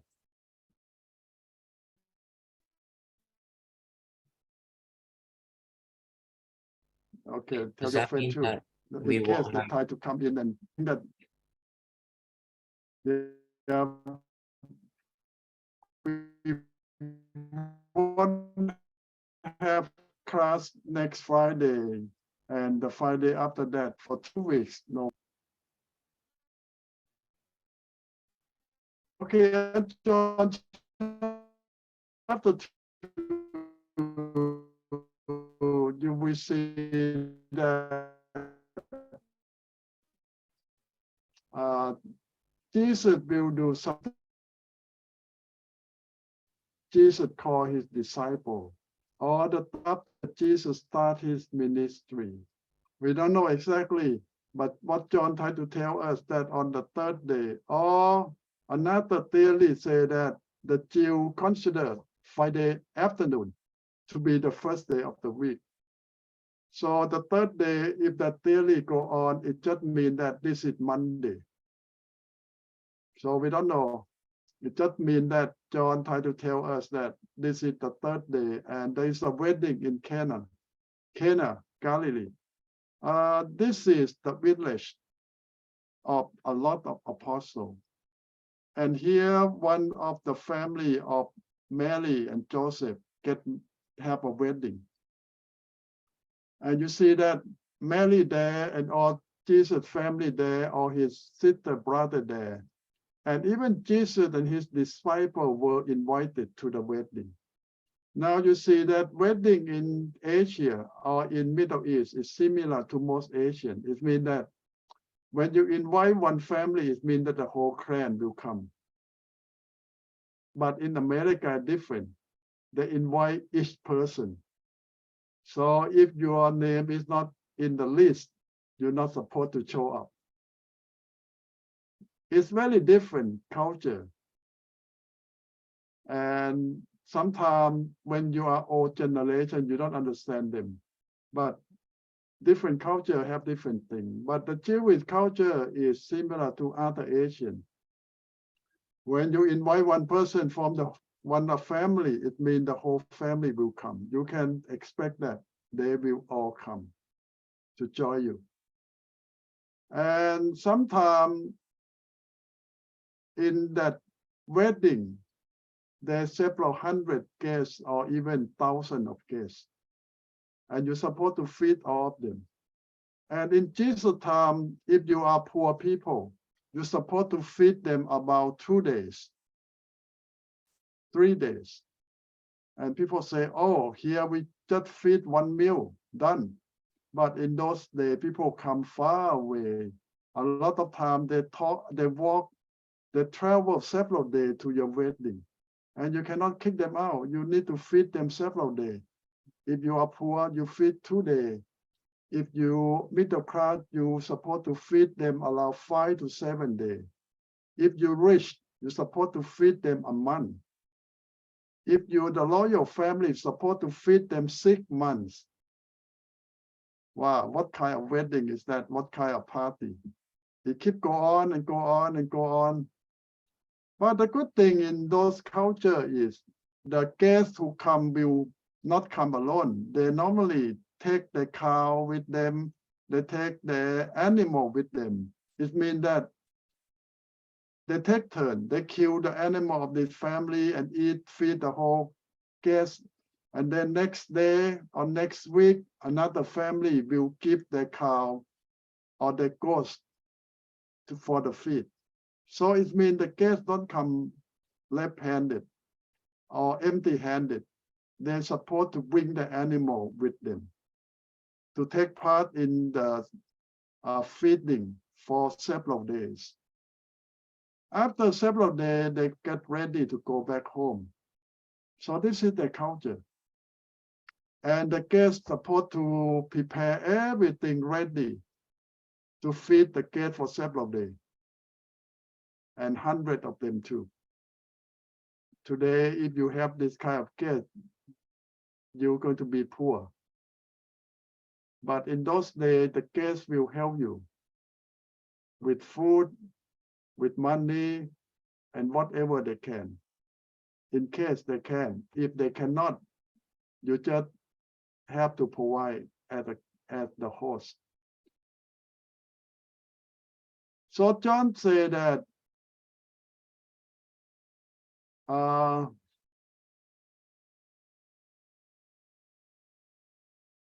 we already talked about the third day for many theory. Anyway, Jesus was there because his relationship with the family. Maybe they relate in some way by blood, to be cousin or to be something. So Jesus have to be there.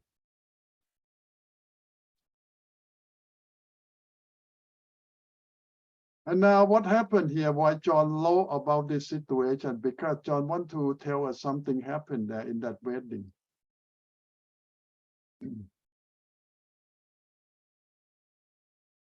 Many theory that we mentioned already.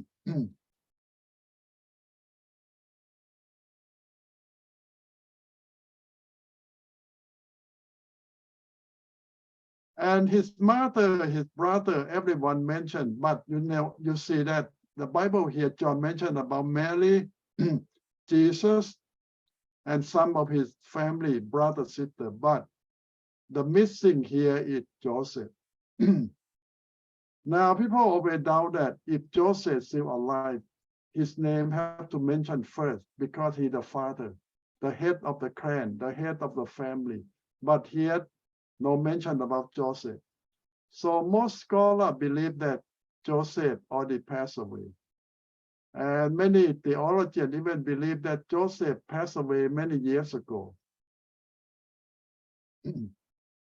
So Mary is a widow for a long time. And Jesus have taken care of the family for many years already. So this is why there's no mention about Joseph, because he might die many years already. We don't know for sure, but the Bible quiet about this, but from circumstances, from culture perspective, if he's still alive, they need to mention him.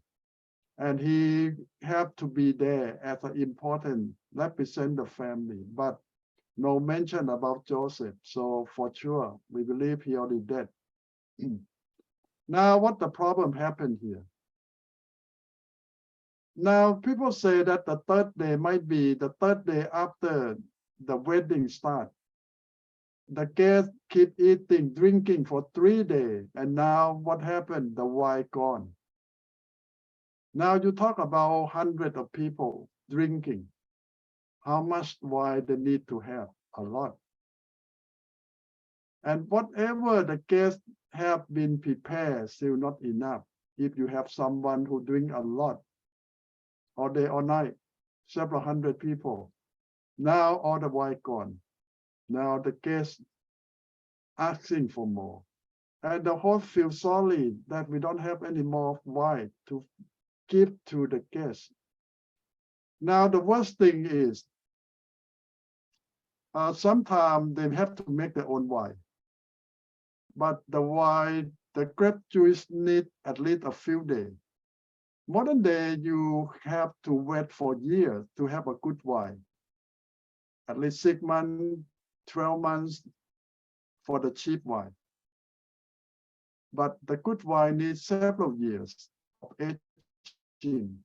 But in those days, sometimes it's just 1 month.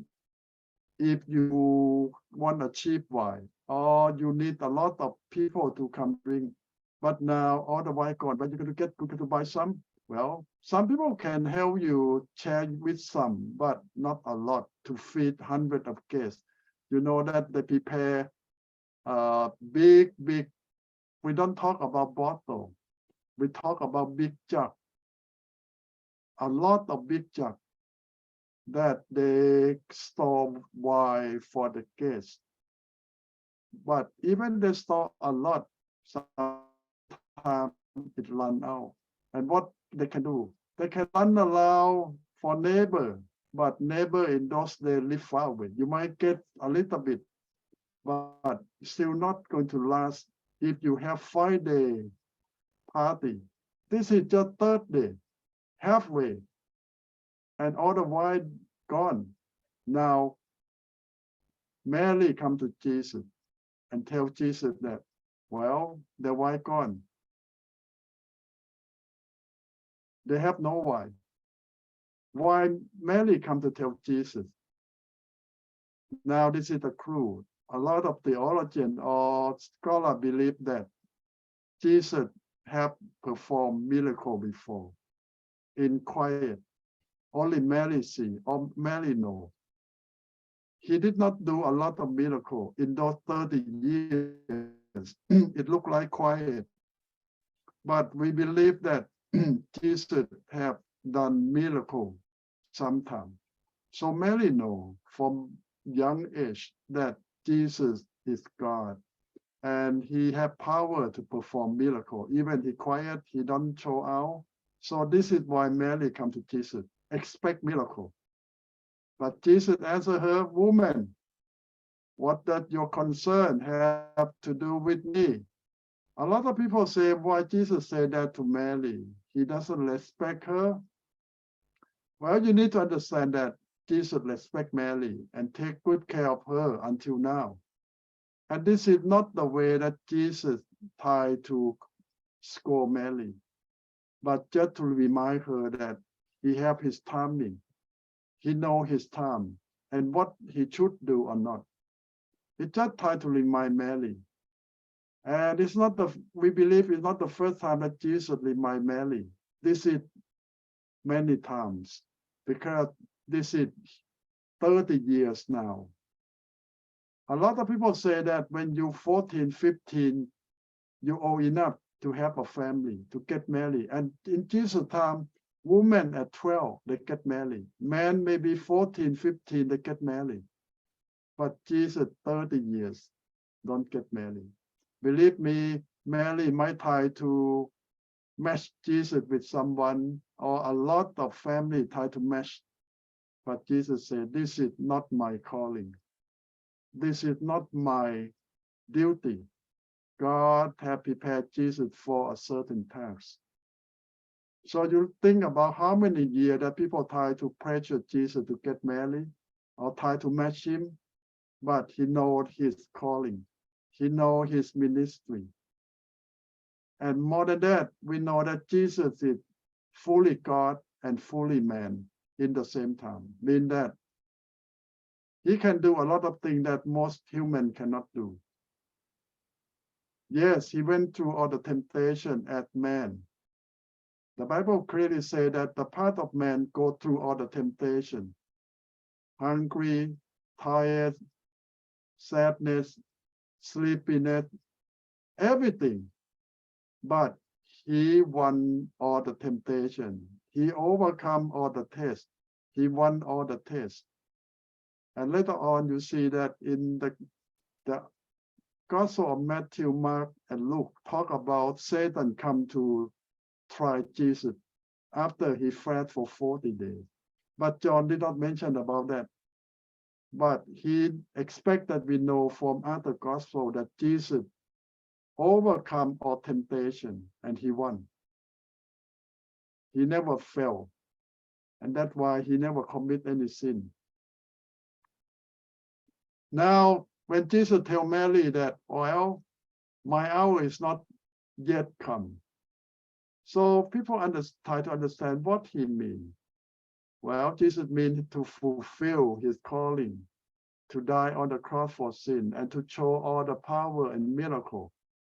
But later on, why Mary tell the servant that, okay, whatever Jesus say, do.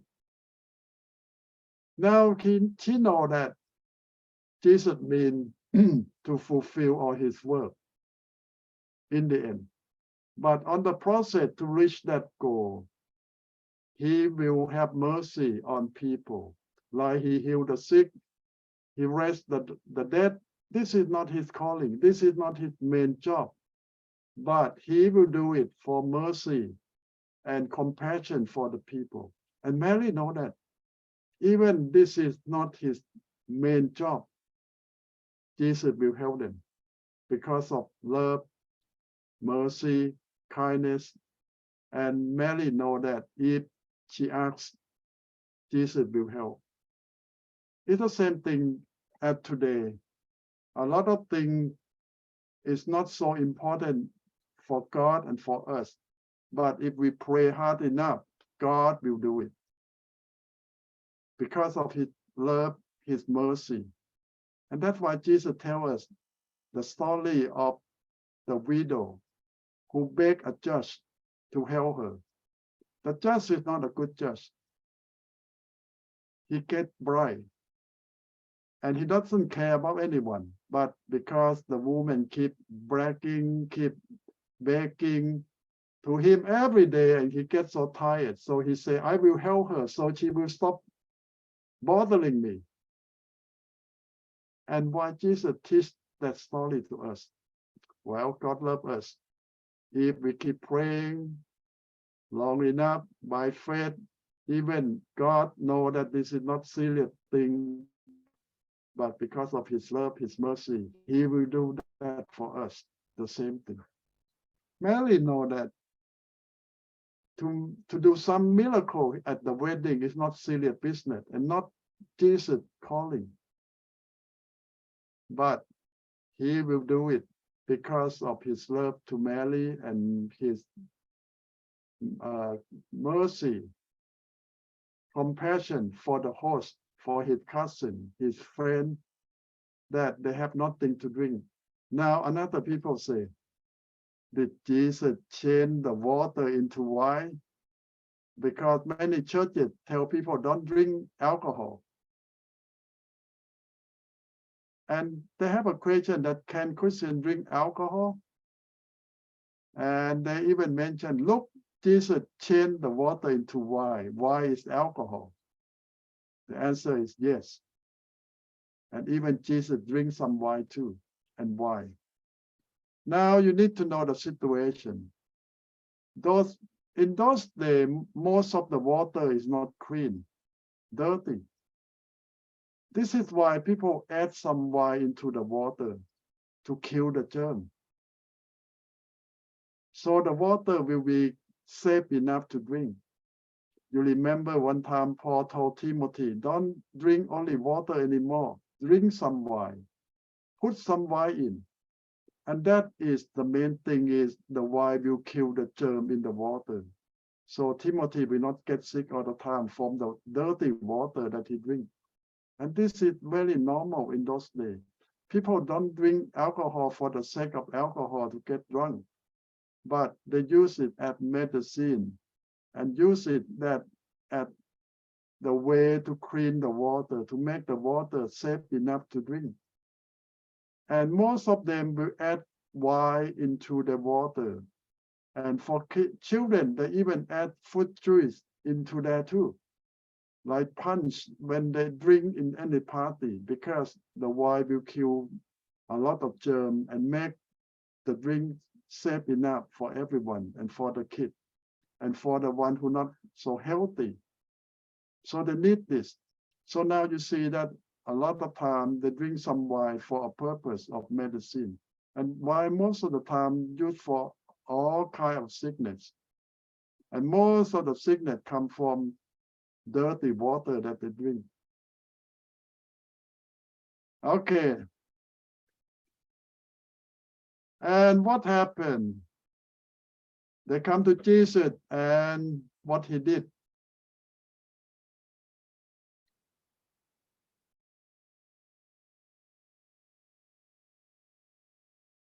And to answer that, can Christian drink wine? Well, if you read at this passage, yes, the Bible never say don't drink alcohol. The Bible just say don't get drunk. That's clear. So a little bit is okay. And the purpose too. They don't drink mainly for entertainment. They drink for the health issue, to be medicine, for the good purpose, and not a lot, because the wine is very few percentage of alcohol. It's different from us today. Our wine is allowed 12% alcohol, but most of those days, the alcohol just have a few percentage in the wine. Why? Because they don't make the wine long enough. After a few days, the alcohol content is just a few percentage. And they don't drink it pure. Most of the time they mix with other things. So the percentage of the alcohol in the drink is very low. So most of the time, if you drink a little bit, it's no effect and nobody get drunk. The people who get drunk, they have to drink the pure wine and a lot in those days. So the Bible said that don't get drunk. The people who get drunk, it means that either they're rich or they're so sick or they have problem. So they drink a lot. Like today, the people who drink a lot, we call alcoholic. They hook on and they become slave of alcohol. Now, to answer that, Jesus drinks some wine. And in the Lord's Supper, Jesus used real wine, not grape juice that most of the churches today use. So to answer that, a little bit of them is acceptable, but don't get drunk. But some churches still say that don't drink any alcohol. I grew up in the church that don't allow people to drink alcohol. So I grew up that way, not because we cannot, but culturally we don't. So I still don't drink wine, don't drink alcohol.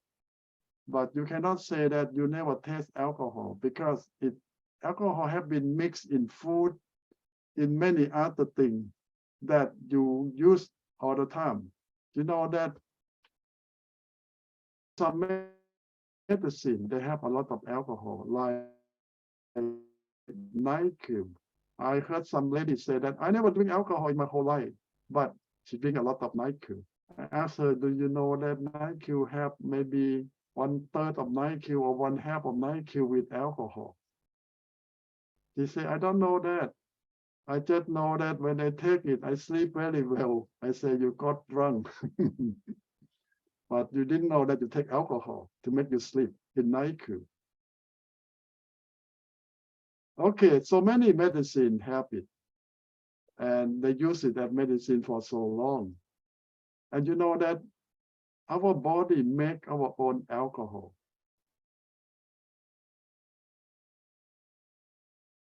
A little bit. But some people, their body make a lot. There's many cases that go to the hospital that a lady got drunk all the time. And she said she never drink any alcohol. Meaning that all the food that get to her gut, intestine, all the bacteria that converts it into alcohol. So that's why she got drunk every day without drinking real alcohol. Her body itself make its own alcohol. Unbelievable, but that too. Our body makes some for a purpose. All the bacteria inside us and all the yeast, all the things that inside our intestine can make them. Okay, we already discussed that Jesus blessed Mary and loved her so much. Whatever he said, some people might misunderstood, but the fact is the way how we deal with one another is so different in different cultures.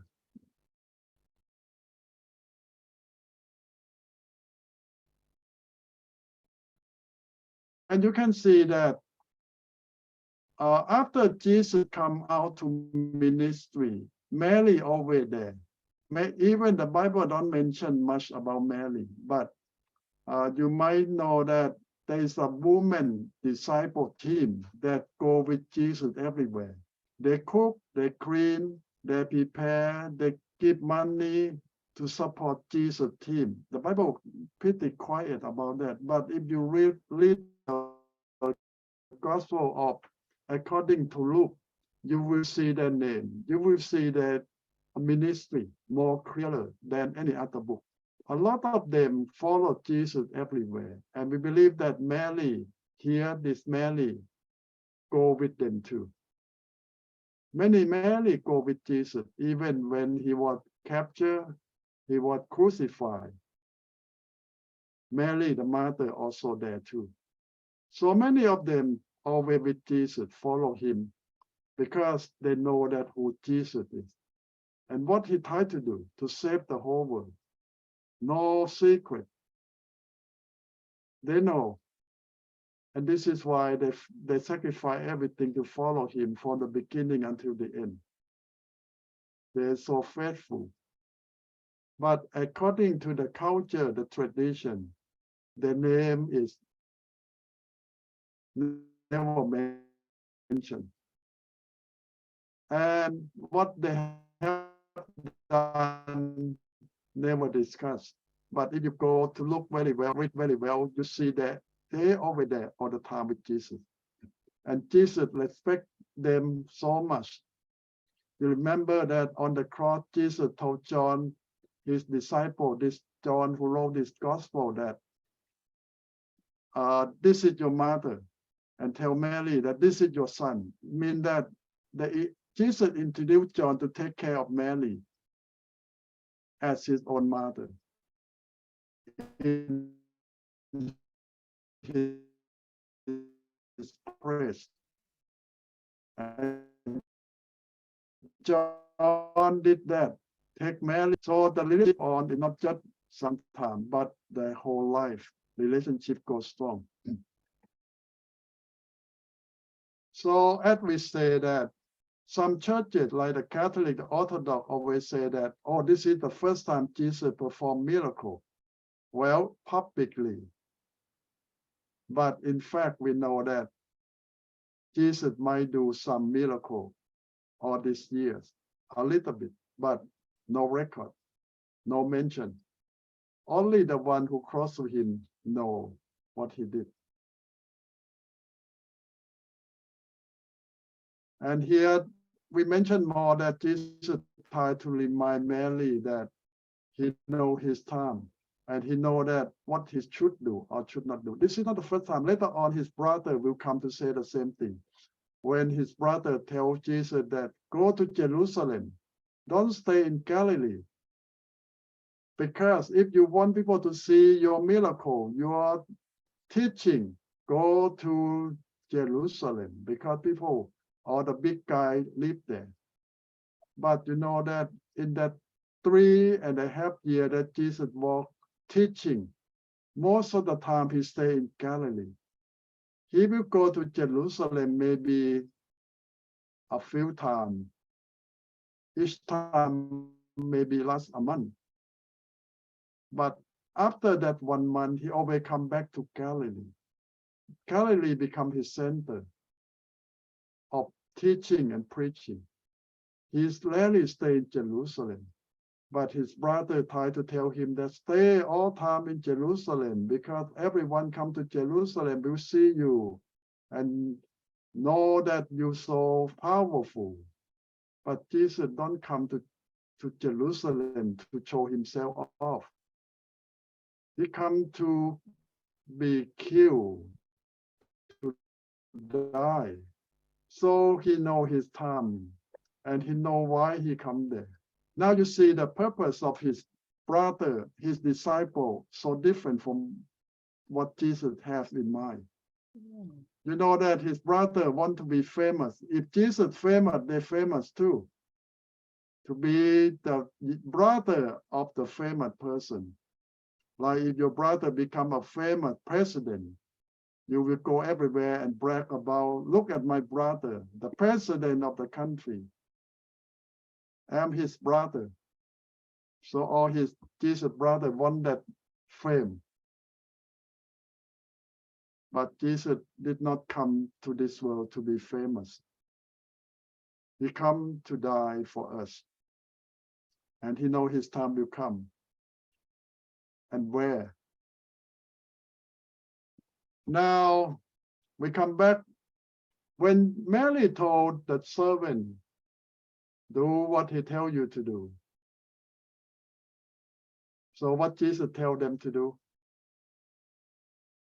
In the Jewish tradition, they have a lot of big pot in front of the house, filled with water. So all the guests who come to the house will wash their feet first. It's almost like most Asian country. Why? Because they travel by walking a long way and they have sandal. When they get to their destination, their feet dirty. But people say their feet dirty, nothing to do with washing feet. In America, all the shoe dirty too. And people just go there to the house and don't take the shoe off.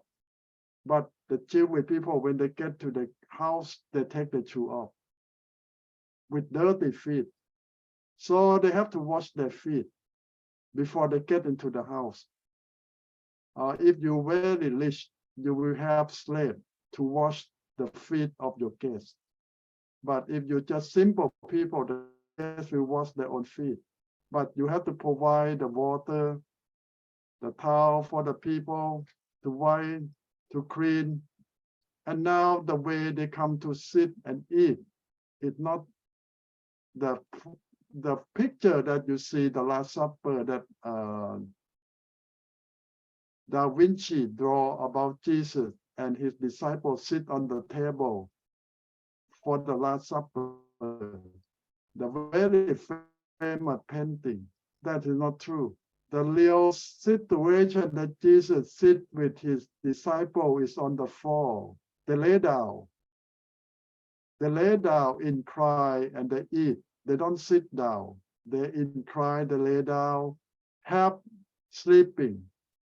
You might see the picture of the Roman when they have feet. They cry down. They have maybe some pillow. Some might sleep, but that's the way they eat. The floor might be a little bit above the floor.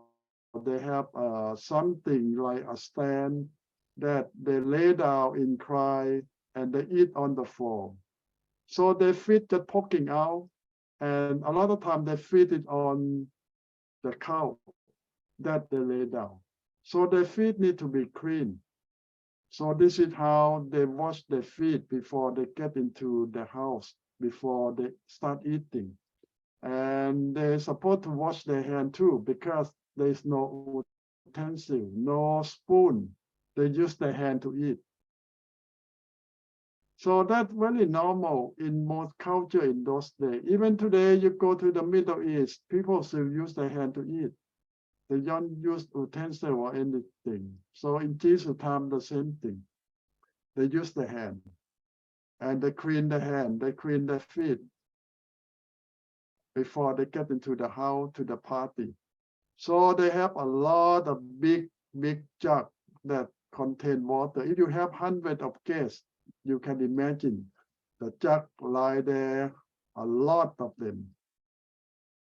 Now Jesus tells the servant, get the water, fill up all those jugs. The servant might be surprised. They already all washed their feet. Why I have to fill up the jug again? Nobody washed their feet the second time. One time, that's enough. But because the master told them, obey Jesus, whatever he said, do it. Even the servant don't understand, they still do it. Because this is the job, to obey. And this is a good point for us. Even the servant don't understand why, and they don't. They still obey. Because this is their job, their responsibility to obey the master. And we need to learn to obey God that way too. Don't ask God why, and don't doubt God why. God have good reason, and we just need to obey. And then what happened? Jesus said that after you fill up every single jug,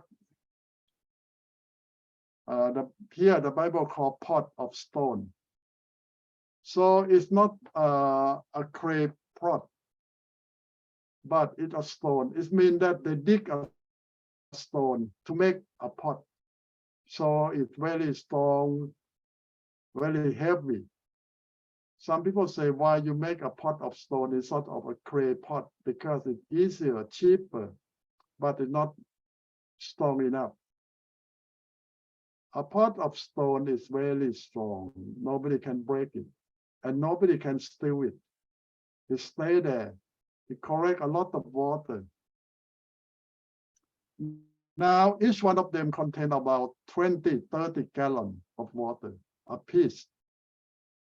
So many of them, Jesus said, fill up. Oh, it takes a lot of work. If they have a well somewhere nearby, they have to go and draw the water from the deep well and carry all the way here to fill up. You see that if 30 gallons a pot, if they have 10 pots, it means that 300 gallons of water that they have to draw from the deep well and carry them all the way to fill up. It's a lot of work. It takes time, hard job, but you obey your master, you do it. No question asked, no doubt. And they did that. So what happened? Jesus, the Bible says 6 water pot. Now you calculate it, 6 and 30. 180 gallons of water. 180 gallons of water. Each gallon of water is similar to a milk jug that we have, 1 gallon of milk. But here it's 180 of them. And when they draw water out of the well, each time the bucket may be filled up with a gallon of water too. They have to pull each one up, carry them all the way to fill up the pot, and go back, draw more. I don't know how many hours they have to take. If they have some help, it might be a little bit faster. 2 draw the water and 2 carry the water to fill up. So they might take 4 servants to do that job. It still takes hours. After they fill up the water, what happened? Jesus told them, bring that water to the horse. Well, now, if you were the servant, would you do that? You take the cleaning water for feed kid, cleaning water to the horse to drink. The horse might get mad at you. Why you bring the dirty water to me and make me drink the dirty water? Now the servant might get punished, kicked out of job, or even worse. But now this is a good point. You need to obey your master. They order you to do this, you do it. And even they don't understand, they don't know what will happen. They don't know what Jesus' purpose. Some of the servants might think this is a joke, practical joke. And the consequence is going to be bad. But this is not their job, not their worry, not their responsibility. They just have to obey and do what the master tells you what to do. So they did. And here from verse 8 to 10, Jesus tells them, take some of the water and take to the horse. Now, when they draw the water out, now my good question to you is, when did the water change from water into wine? When they fill up the jug, the pot, the water turned into wine. Or when they draw the water out, it turned to wine. Or when people drink it, it becomes wine. When? This is a good point for you to think. When the water changed, when? When they draw out of the well, or when they fill the pot, or when they draw out of the pot, or when people drink it? When did the water change into wine? Okay, something that I want you to think and give me answer why you believe that way. When the water turned into wine.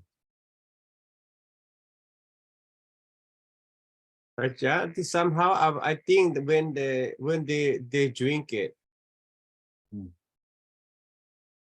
That's a good point. What is your answer? What's your reason why you say that when they drink? I have no explanation. I'm just kind of feeling. Yeah, I think that's one of the best answers because it have to be by faith. Because you see that it's not wine. It's not wine, it's just water. But when you drink it, it turns into wine by faith. A lot of things we have to believe and by faith alone, not by eye, but by faith. You don't see it, but you believe in it. That is faith.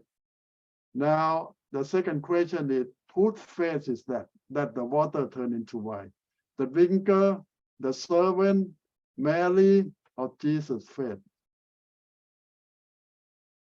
That the miracle happened. In some situations, it's very difficult to explain whose faith performed miracle. But in this situation, you have to say Jesus' faith. Not because the host believed, not because the drinker believed, or not the servant believed. They don't know. But Jesus knows. And Jesus is the only one who believes. And a lot of time when sick people come to Jesus, it's not their faith, not their belief, it's Jesus himself. Because a lot of situations, the sick people don't know anything or don't understand anything. And sometimes they even confess that I don't have faith, but give me that faith. Make me believe. It's the belief, the faith of Jesus himself who healed them, not by themselves. But some situations, yes, Jesus asked them, do you believe? And they say, yes, but if I don't have enough, help me anyway. So you see, miracles sometimes will not happen because of the person who gets it, but it's from God himself, have mercy. And even the people don't believe and don't know anything, see the miracle, get the miracle. So possible that the water always water, but the people who drink it, it becomes wine. But the one who fill up, the one who get it, don't see it, it's still water. But the one who drink it, feel that is the wine. Ajahn, Yes. how do they drink it? Is it drinking from the jar or from the cup? In different situations, we need to understand that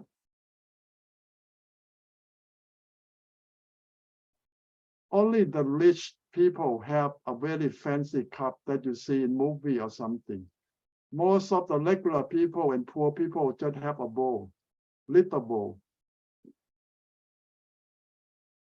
Or you might call it a cup.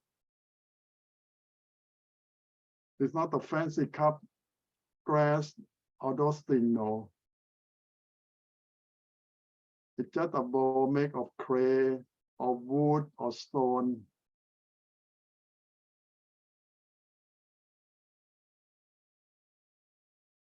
But if you were the guest, you see the water, will you drink it?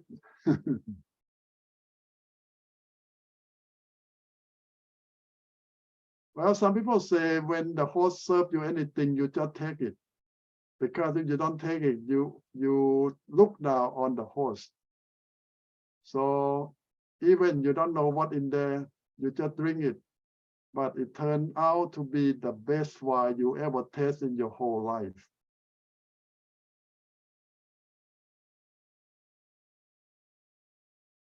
Now, how can you tell that this is the best wine in the world? And the host even said, the manager even said, this is the best wine. Why you keep it until the end? Normally, they serve the best wine first. After the people get drunk, you can serve them the not good one because they don't know the difference now. Why you keep the best until the end?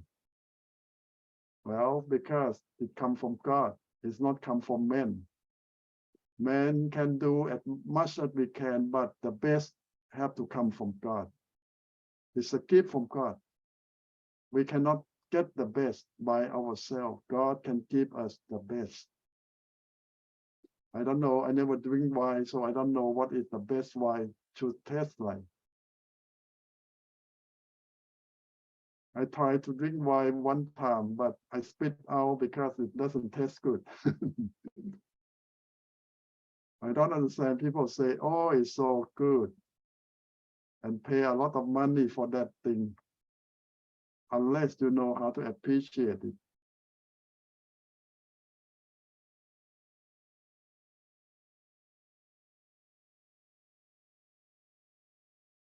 Okay, that is the first miracle. And you don't need to know how they make wine, because by theory, it just take the juice of the grape. And they say that some bacteria will change it. Well, they don't call bacteria, they call the yeast. Come to eat the sugar in the grape juice. And that yeast will pee out to be alcohol. Well, they don't use the word poop and pee. They use the word change. After they eat all the sugar and they change it into alcohol. But in fact, that is a living thing. They eat sugar and they pee out to be alcohol. And the difference, they say that it comes from different kind of grape because they have different taste, different content of alcohol that they can change and make it taste, smell better. So that is the theory go on.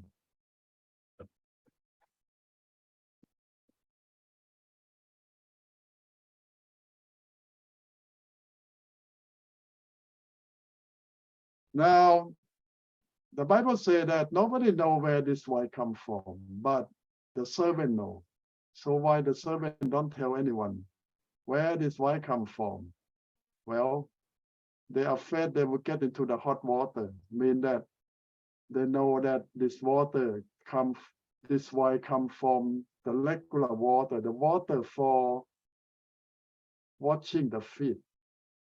They don't want the guests to know that where this wine comes from, or from the jug, the pot that they use to clean their feet.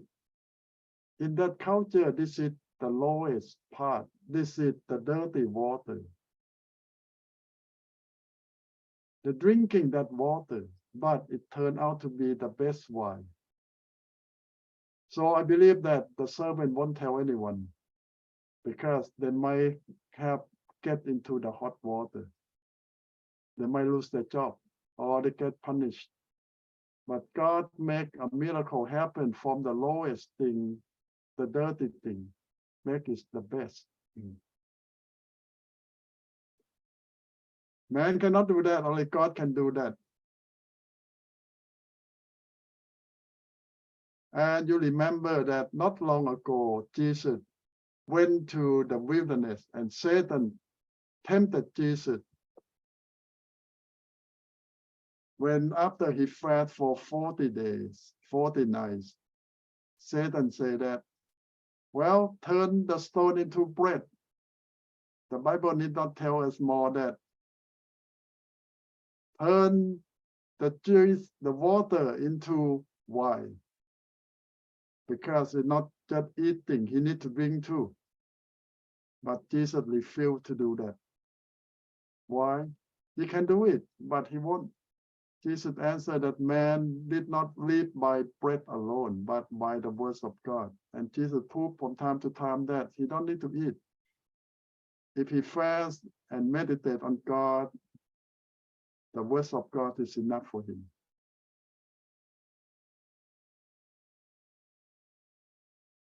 Okay, I will stop here a little bit. Come for your question. This is halfway of chapter 2. I want you to give some observation too. So what we learn from this story, the miracle of changing the water into wine.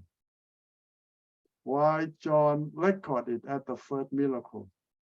What's the purpose of John?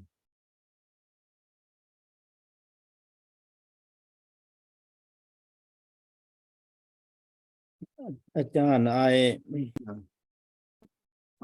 don't know the purpose of John, but when you explain those things, something come to mind that I think turning water into wine may not be the serious thing, but to show his mighty power of doing miracle. I think the main purpose is to show the power.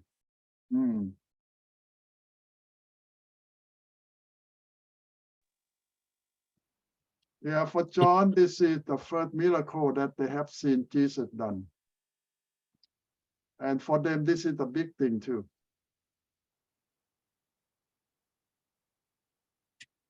I think God is so interested in the family of the marriage.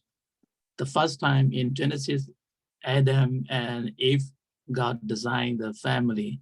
And the Middle and New Testament is start with the marriage.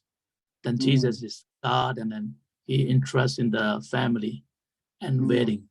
At the end, in the Revelation, we're gonna have the wedding with Jesus Christ. Then from the beginning to the end, God is walking through relationship and marriage. I think he's performing the wedding. At the same time, in our present life, God also interests in the family life and the church. Yeah, that is I thought that, yeah. And then one of the answer that when the water and the turn into wine, I think Jesus spoke there, I think chapter 2 was 8, I think. Draw up from that, pour out the water, the wine and share. Then when Jesus spoke, then the water turned into wine. I do believe in that, because in the Bible beginning, that when God said, let there be light, then it's become light. Then draw the wine, and it become wine. Yeah, that's my thought. Yeah, you have your good point too.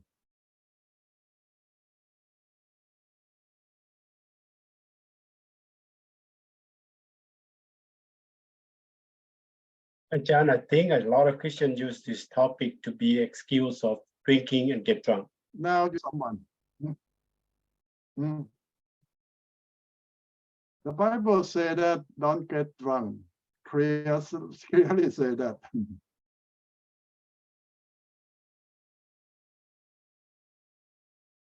So the Bible says that don't get drunk.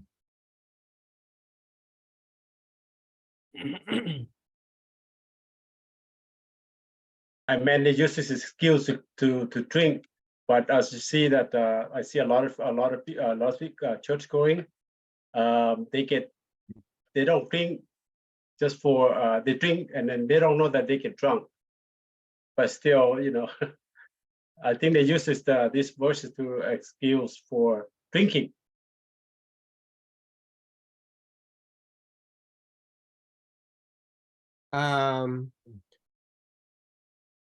What I see is we can I heard a lot about drinking, not drinking, but after attending Ajah's class, I understand more. I think sometimes we try to add rule over the rule. So sometimes we can add that rule, but we have nothing to back us up on the from the Bible. Sometimes we can just mislead people. We try to make it perfect, but sometimes we have nothing to base on. So I think sometimes we have to pay attention on that, because otherwise it would be like no base. We can make up the rule, but no basis. But doesn't mean that I support drinking, but I don't drink. So the way I see things, but based on what we read earlier, the way I see is like we pray and expect that God will give us more better than we expected, according what Jesus turned the best wine ever that those hosts have had before. So I think there must be, we have to kind of expect God's blessing more than what we expected. Mm-hmm. Yeah, I want to pick up from one point that Nathan mentioned, that a lot of churches add on the teaching of the Bible, make it stricter than God. So I don't know, they try to prove to God that we can be better than God, or we can stricter than what God tried to teach us. For example, God gave Moses 10 commandments, but in Jesus' time, the Pharisees have more than 3,000 laws that they practice. Where that 3,000 come from? They make them up.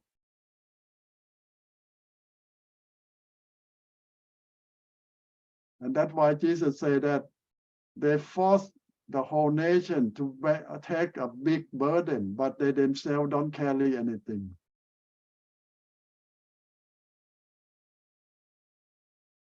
And you ask them why you make 3,000 laws. They say, oh, we try to help people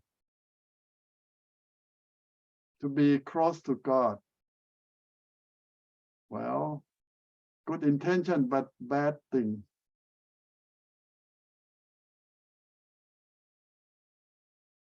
Now, there are many churches that coming out today that go extreme in another way, that by grace alone, you do whatever you want, you save anyway.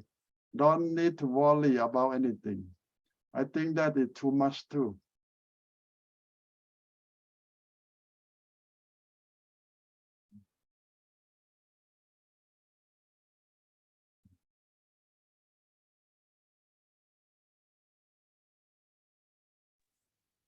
I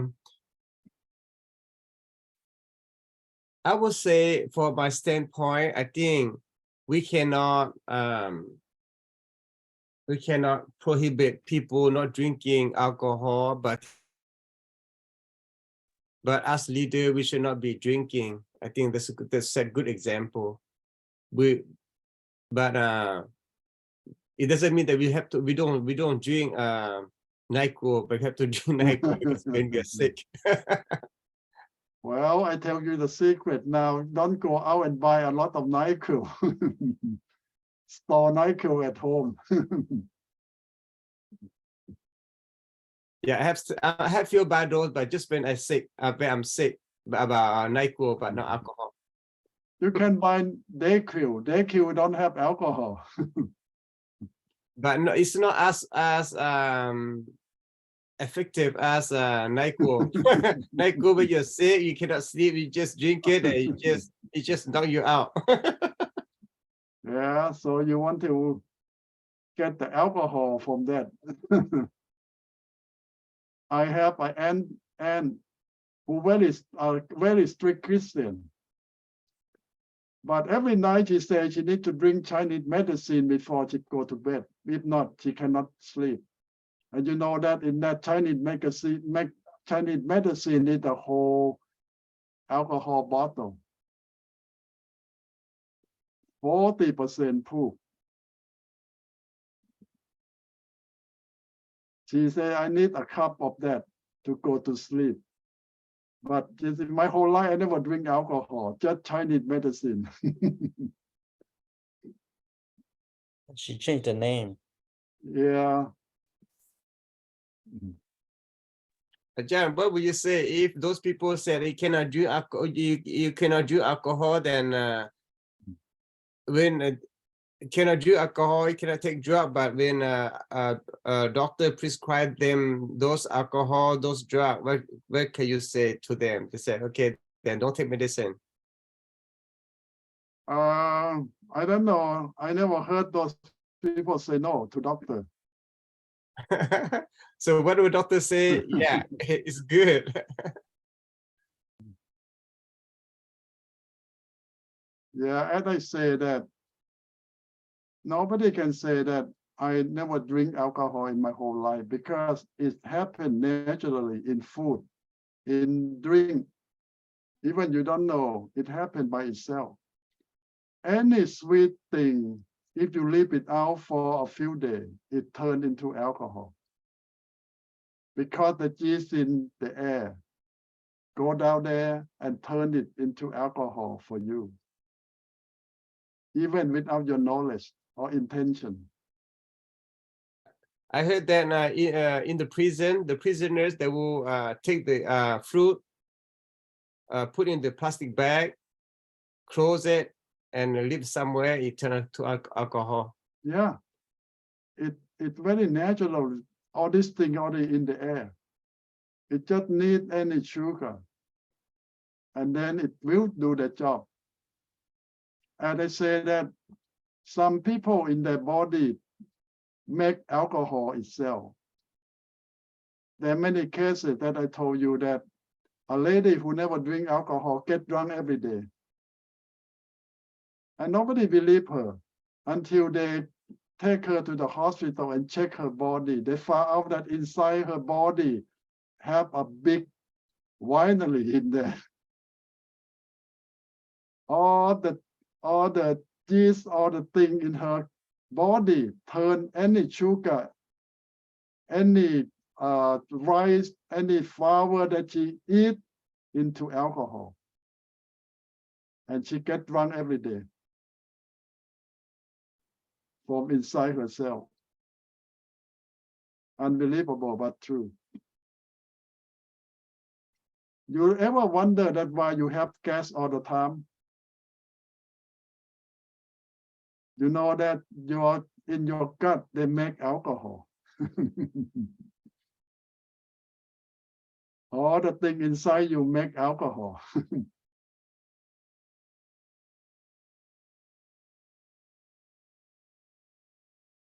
And your body needs some to function normal. You need a little bit.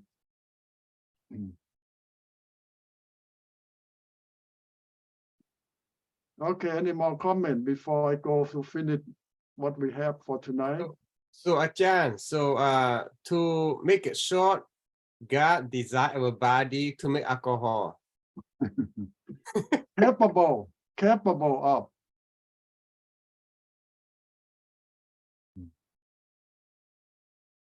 It's not our body who make it, but all the bacteria, all the germ, all the thing that we have in our body, it make it. You know that without all that bacteria in our gut, we cannot live, we cannot survive because we need them. We have million and million or trillion of them in our body. They help us digest our food, digest so many things. So this is why don't be too clean. You know that I met some parents who so clean. They kill every single germ. They buy everything clean for their baby. So the children growing up have all problems. Why? Too clean. And the baby who growing up crawling on the floor, eat poop, dog poop, eat sand, eat all things, they turn out to be healthy. So you let your kid be kid. When they crawl, when they do anything, let them, don't try to sanitize them, clean their body with all things all the time. You make your children or grandchildren sick in the future. Again, that's what I've been telling my fam. She's so neat freak. I said, don't be too clean. It's not good for our kids.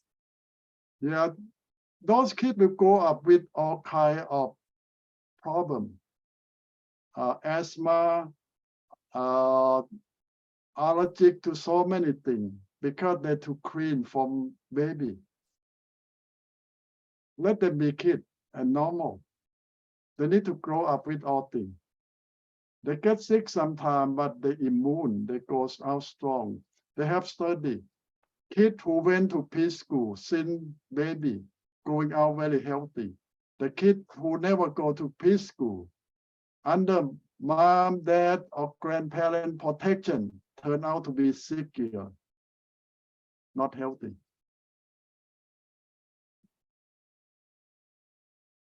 So don't worry too much for little kid. Let them be kids. You yourself growing up eat a lot of poop, a lot of dust, a lot of bug. So let your children have a chance.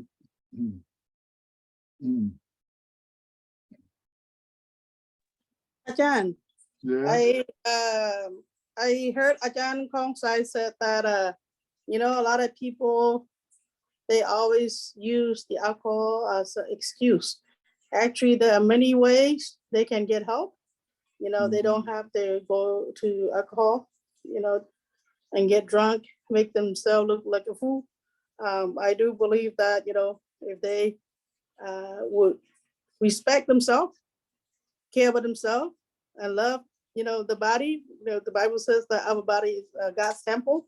So if they have respect of that, if they have that mentality, then they will take good care of themselves, you know, because there are a lot of psychiatrists out there, they will have church pastor, you know, nobody's perfect, but there are somebody out there, you know, they can reach out for help. Or maybe sometimes they shameful when they have a problem, so they don't want to go to other people for help. Then they turn into alcohol by thinking, they think that maybe by drinking alcohol will solve the problem, but actually it's not. Make it even more worse. So I know that there are a lot of people who have a friend in our church too. So, you know, the doctor said, do not drink no more. This is the last time I tell you, stop drinking or else you lose your eyesight, you know. He had a bad diabetes and he doesn't listen. And we have church friends that try to, they go fishing together and, you know, he bought alcohol. And he said, hey, bro, you know, didn't you tell me the doctor said that don't drink no more or else you lose your eyesight, you know? And he just make fun of his friend, you know? And then later, for sure, after he take that last trip and drink, that's it, he lose his eyesight. And he had a very, very bad health problem and he lose his eyesight and he had to have a surgery on one side. Now it's getting better, but the other side is still waiting for surgery. And then, you know, his marriage, you know, his life is turned upside down because of his disobedience. So, you know, yeah, you can drink, you know, some people that drink just to feel better, you know, to try to lose whatever, but, you know, there's always consequences that you have to pay ahead of you. Sooner or later, it will caught up with you. So we can hide from, you know, people, but you cannot hide from God, right? Like you said earlier, you know, God will take care of everything. So we have to be very careful in everything that we do. Sooner or later, it's gonna caught up. It's gonna come out. So yeah, there's always a choice. Bad choices, then consequences. Good choice, suffer, but the outcome will be good. Okay, thank you. Okay, let's go back to finish the chapter.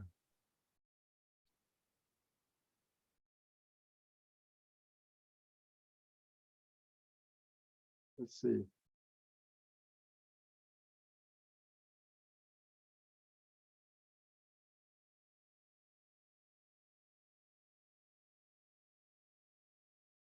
And here from verse 11, 12, and John said this is the first time publicly that the miracle that Jesus performed in Cana in Galilee. And I say that Capernaum is the capital of Galilee. That Jesus, you might say that Jesus' headquarters is here. And most of his disciples live here, allow here. And the main job is fishermen, because they live around the Galilee. And Galilee is a very famous big lake with fresh water. All the water that come to Galilee, Lake Galilee, come from the mountain. Snow that melt, rain, and come to Galilee. So it's a fresh water. And people is a big one. People live around the big lake. And the end of the Galilee, there is the water that come down at the end of Galilee, become what we call Jordan River. Now you see the connection. Galilee, Lake Galilee come down to be Jordan River, all the way to the south. At the end of Jordan River, it we call Dead Sea. So what the difference from the water here? Galilee, fresh water. Jordan is another kind of water. Is not so fresh, not so clean now, because the color of the Jordan River is red. But in Galilee, the color of the water, you can look at like blue or green. Should say white, because it's the fresh water from the snow is white. But when they come to Jordan, it turns red because of the deposit of all the soil under the Jordan River, change it into red color. But when they get to the Dead Sea at the end, it turns blue, dark blue or purple. Why? Because the content of the salt, the mineral is so heavy. So the Dead Sea get the name out of nothing can survive in that sea. No fish survive it. It's so salty. Salty as much as if you jump down there, you will float. You never sink in that Dead Sea because the mineral, the salt is so thick. So I don't know, I never go there, but people say that the color different, the content of the water different. And the story says life start in Galilee, but in the end, it's dead there. Galilee have the outlet to be Jordan, but the Dead Sea have no outlet, mean that everything come there, finish there. So it become dead. And a lot of preachers use it as illustration. The blessing of God come to you, have to pass on. When you don't let it pass on, it's dead, like Dead Sea. Be like the Galilee or the Jordan, not be like the Dead Sea.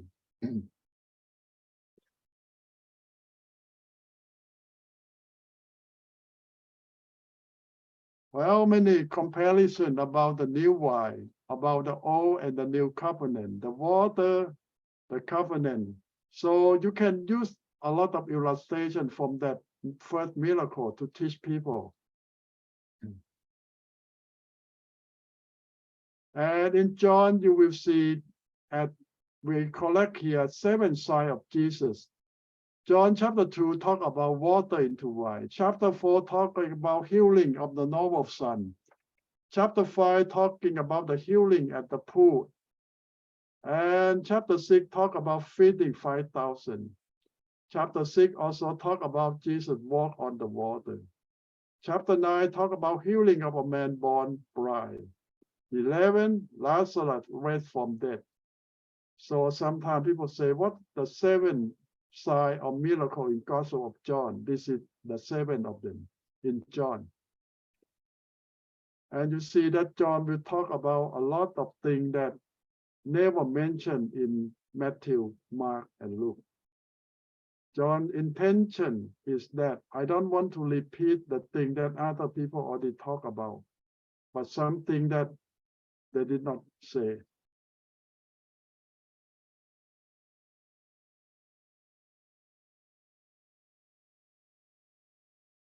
Okay, what shall we learn?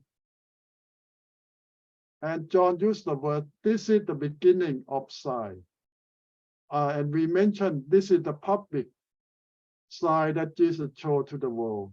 But privately, secretly, or that 30 year, he might do something, and Mary know, but no record of that.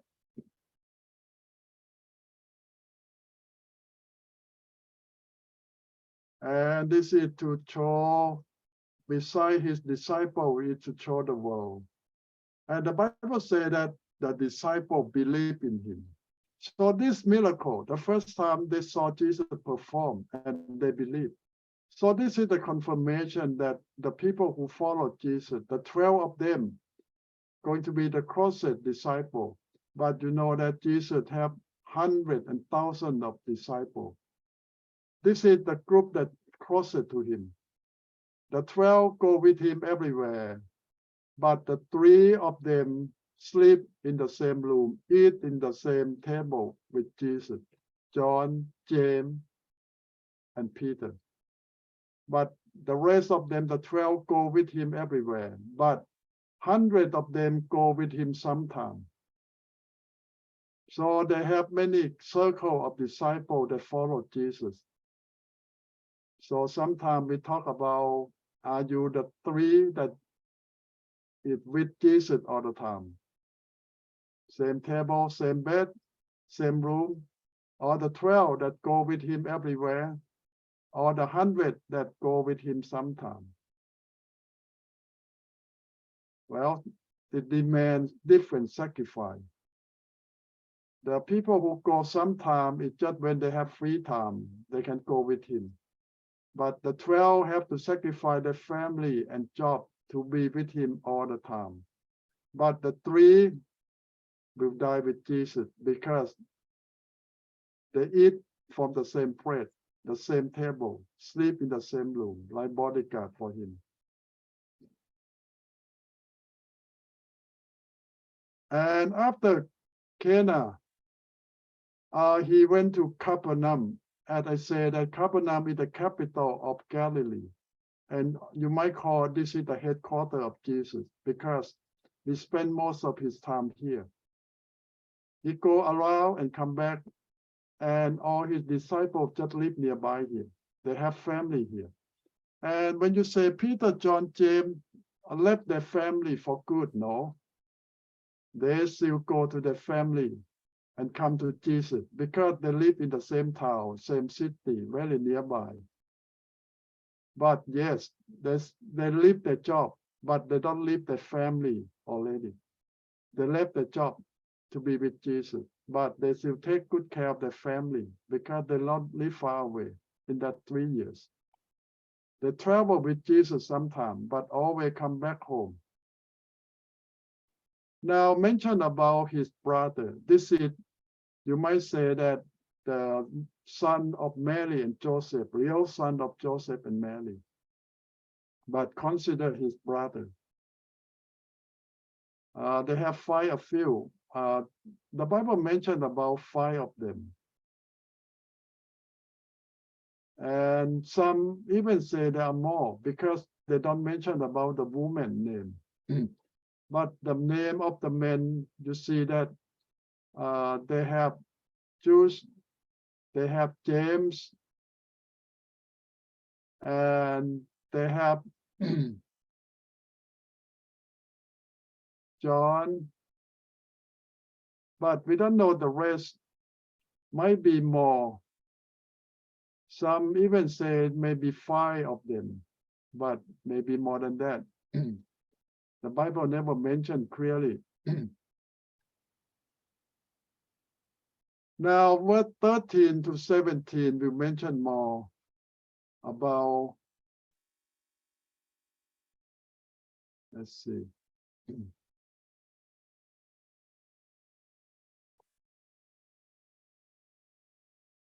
The Passover of the Jew.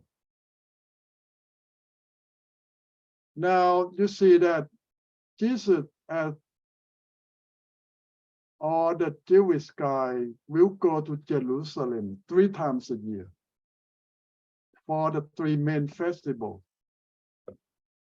So this is the command of the Bible, of the Old Testament. You go to worship God in Jerusalem 3 times a year at least. If you live nearby, you should go every week. But most of the Jews live far away.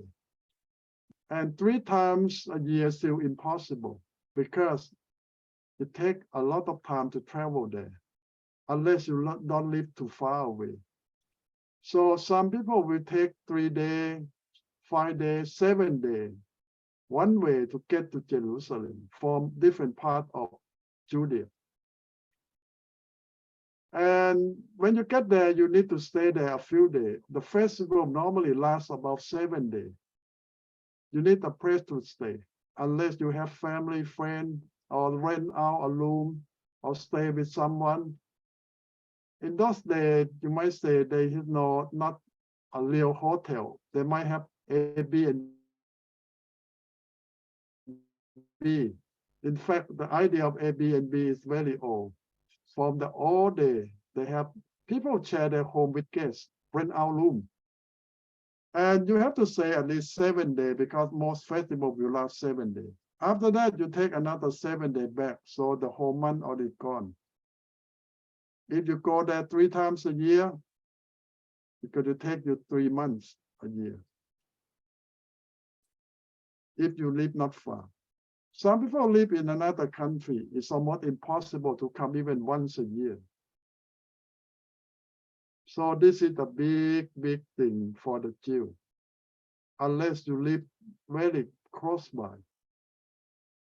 But they have to make the effort to come because they know that this is the only time that they can give sacrifice. For the Jew, when you need to give sacrifice, you need to postpone until you come to the temple. You cannot give your sacrifice anywhere else. It's forbidden by the law. It's against the law of God. So they have to keep record. And once a year or twice or 3 times a year when they come to Jerusalem, they can keep all the sacrifice that they're supposed to give in that whole year. What kind of sacrifice? For the sin and for the all kind of offering. So when the festival time, the priests so busy, they burn the animal fat all day, all night, still not fast enough. Because people come from everywhere, thousands of them need to give sacrifice. So the priests have to work overtime.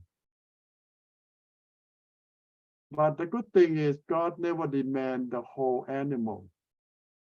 God just tells them to burn some fat and some part of the intestine, or the kidney and the fat of the animal. You don't burn the whole animal. The priest get part of the animal, and the one who gives sacrifice get most of the animal back home. God just take a little bit. So that is a good thing. People don't need just a little bit part of it. But that's still, even the priest burn just a little fat of each animal is still a lot, because thousands and thousands of animals they burn on that festival.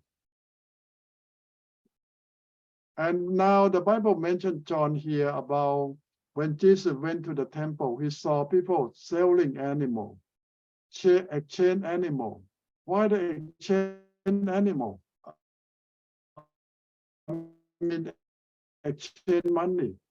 Well, when you give offering to the priest in the temple, you need to use the Jewish money. But the people who come from everywhere use Roman money. Roman rule the world, and the people use Roman money. The temple don't accept Roman money. This is why a business happened. People need to exchange Roman money with the Jewish money to use in the temple, to give sacrifice, to give offering. So this is the business. Who hold this business? The priest family, the Levi. They make a lot of money out of money exchange in the temple. And beside that, they sell animal too, because people come far away, cannot carry the whole animal with them. So the priest family, the Levi, sell animal for them to buy so they can sacrifice. So this has become a big business. And people say, oh, it's good, so convenient for people. They come far away, but it's against the law of God. But they do it anyway. But here Jesus will kick them out and say that this is the place to worship, to pray, not a place of the thief to do business. So now you see that the priest gets so mad because this is the money-making business. They make a lot of money. So people say this might be a main reason that the priests want to kill Jesus. It's not much about teaching. It's about money, benefit that they lose. So Jesus really serious, kick all of them out. And you think that they're going to be out all the time? No, they come back.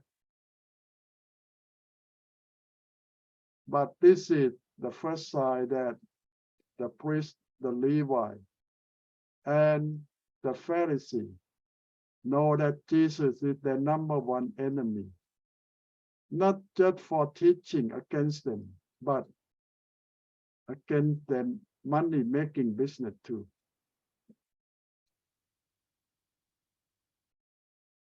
And Jesus talked about the temple of God, and he mentioned about himself. That's why I rest up in 3 days. Jesus talked about himself.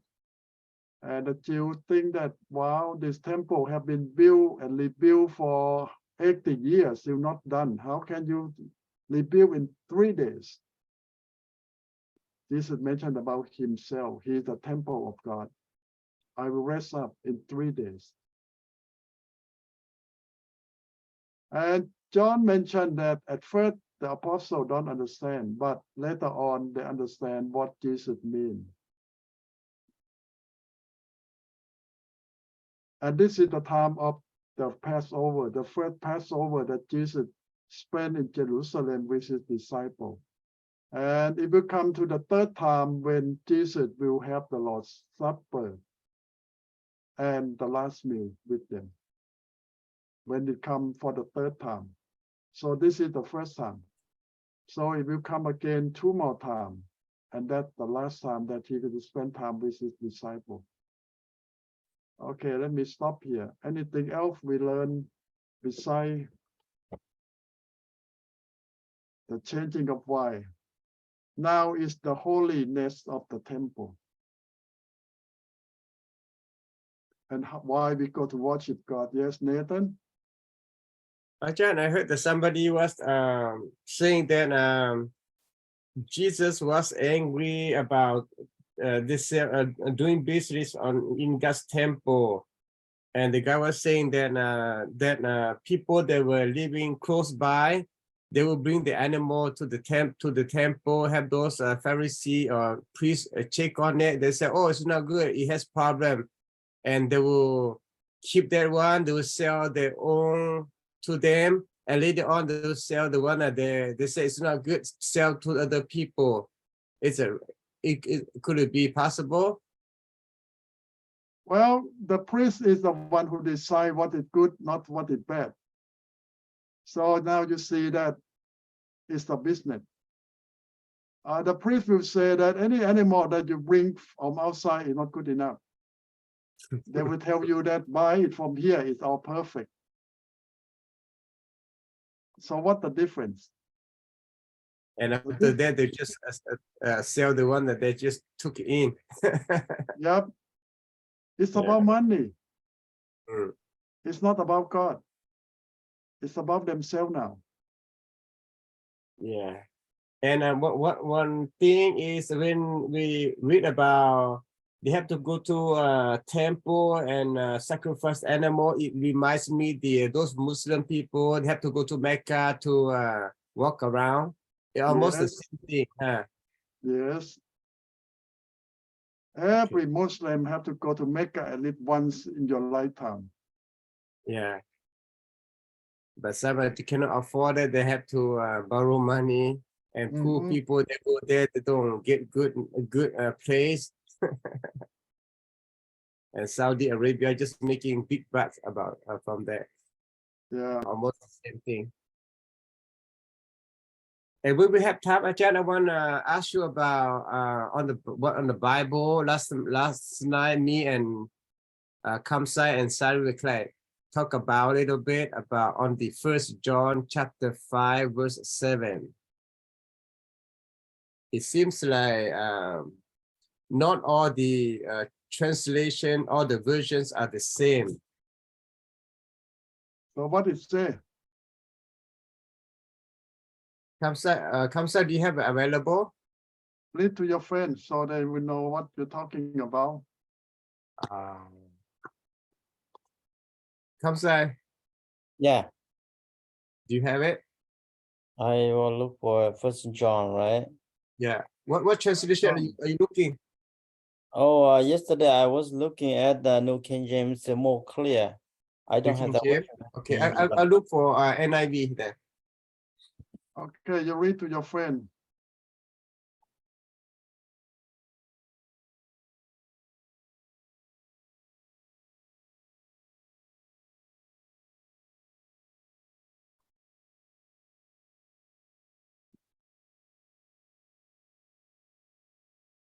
Kamsai, go ahead when you're ready. I'm not there yet. I'm just looking because I go to different version. Okay. If you're there already, you can read. While we're waiting, can I ask you a question, Ajahn? Yes, Tian. So yes, last week, when we study and I review what we learned from last week, and I have a question because of what is the difference between Elijah and prophet? Elijah is one of the prophets. The prophet is the general name for all God called to serve him in the position. How about the Elijah and Elijah? Elijah is the name of a prophet. How about a name of a person. It's like Qian, it's your name. Oh, I see. So Elijah is the name of the prophet. Yeah, of a person like Qian is your name. Oh, and you I are see. a man. Okay, how about Elisha, Ajahn? Elijah is another person. Oh, okay. Another prophet. Yeah, another prophet. Oh. Elijah is the student of Elijah. Oh, I got it. Okay. Thank you. I'm ready. Okay, Nathan. All right, I read mine from NIV. 1 John chapter 5, verse 7. It says, for there are three that testify. That's all I have. I can read mine from New King James. For there are three that bear witness in heaven, the Father, the Word, and the Holy Spirit, and these three are one. So now, what is your question? On the NIV, it seems like Mian Bible is translated from NIV. And it's really short. It's not as detailed as New King James. Because on the NIV, it just said, for there are three that testify. It doesn't mention that those three are one. At least, it doesn't say that. Okay. The only New King James say that the Father. Yeah, I read on the one that you said our school recommended to us, almost the same as NIV. but on the New King James, it's like it says more, it's more detail. Okay, you know that sometimes the problem is not with the version, but each version also use the different Greek version. Now you see that nowadays we found more and more Greek version, and the Greek version have a little bit different too. So now it's based on which Greek version that they found or they use. Most of the time they will tell you that majority of the Greek version don't have this verse, but some Greek version have this verse. How do we rely on the Bible if they have all different versions and say different things? Well, the main thing is they're all the same, but some version will have extra. Like sometimes they will say that some version don't have this verse. Some version have a shorter form. Some version have a longer form, because the Greek that they use have different version that they based on. Now, how they decide? They try to find the oldest version of the Greek, because the newer version might add on or change a little bit, but the oldest one that they rely on. Now, the new English version will be better than the old version. Why? Because now we dig more and we found more older Greek version. So for example, if you use the English version that translate 20, 30, 40 years ago, compared to the one that just translated a few years ago, the few years ago is better because they found better Greek version.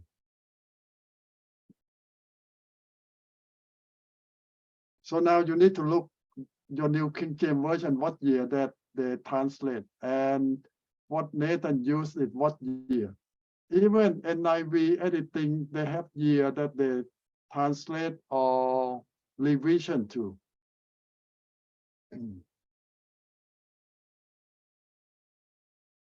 Actually, because it seems like, you know, a lot of people they say, yeah, King James is the best Bible. But to me, kind of like, compared to others, it seems like now I'm kind of more leaning toward other translation than James and New King James. What comes out talking about this is New King James. Yeah, a New King James 1982. Yeah, New King James is a different story from Old King James.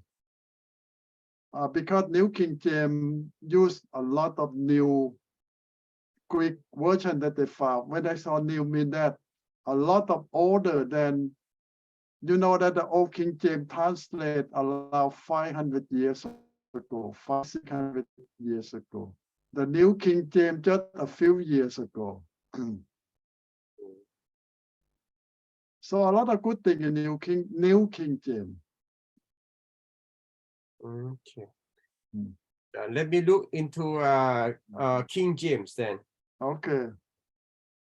If I don't have it. The King James Version. The New King James, the Old King James, same thing.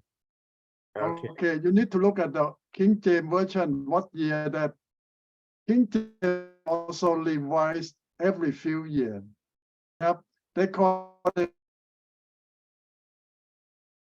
Yeah, the one I have is King James, but what year? Revised. Oh, okay.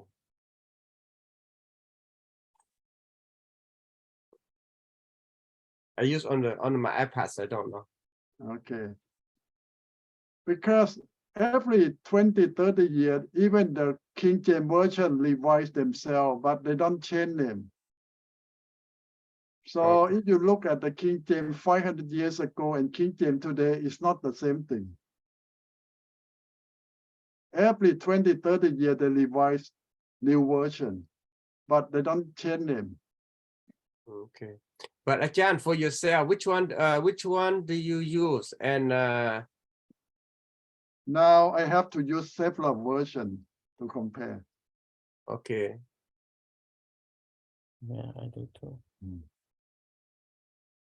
Because to me it's like this one from NIV. It's say it's not that detailed, but on the New King James and King James much more detailed. So I'm kind of like what is the closest to the original? It's difficult to say Okay. because everyone based on the Greek version, and it just which Greek that they use, because even the Greek, it have several hundred years of revision. Ajahn, I do have Yeah. some question because in the Old King James, it's Holy Ghost, and I think Ghost to me originally when I first learned English, I know that ghost is always bad, but this one the good ghost. Yeah, that's why they put the holy on top.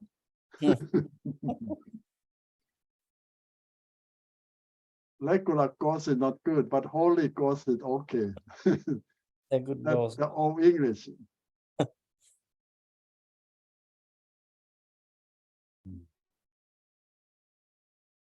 Well, I cannot tell you. When you study the history of the Bible, you will get more information. That's why we cannot say which one is the best. It depends on what you're going to use. I think last semester we talked about history of the Bible. Don't we?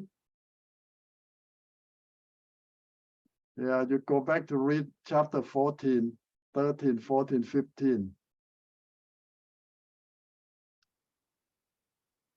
Yeah, you're right. In fact, the Bible never mentioned about Trinity, but it's talk about three witnesses many times.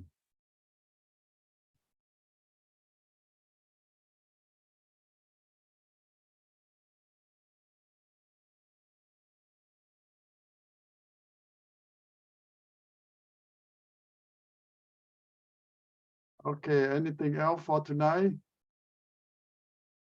So don't forget, there's no class for next 2 weeks.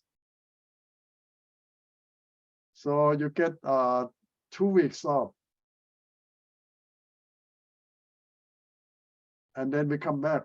But in that 2 weeks, I will send you more lesson, and you're supposed to finish all registration in these 2 weeks. And you can get in touch with me if you have any question or problem.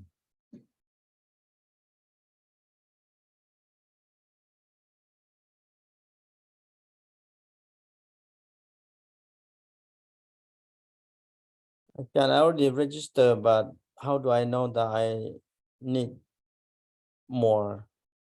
Okay, Or- you talk with Chan Tuan Chai, Okay. because she have all your old record. Mhm. She can help you, because I don't see your record yet, because they not transfer to us. Okay.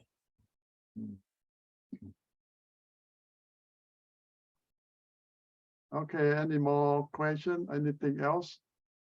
So don't forget about find a small group, a study group, I mean, that you need to join for project that you need to work as a team.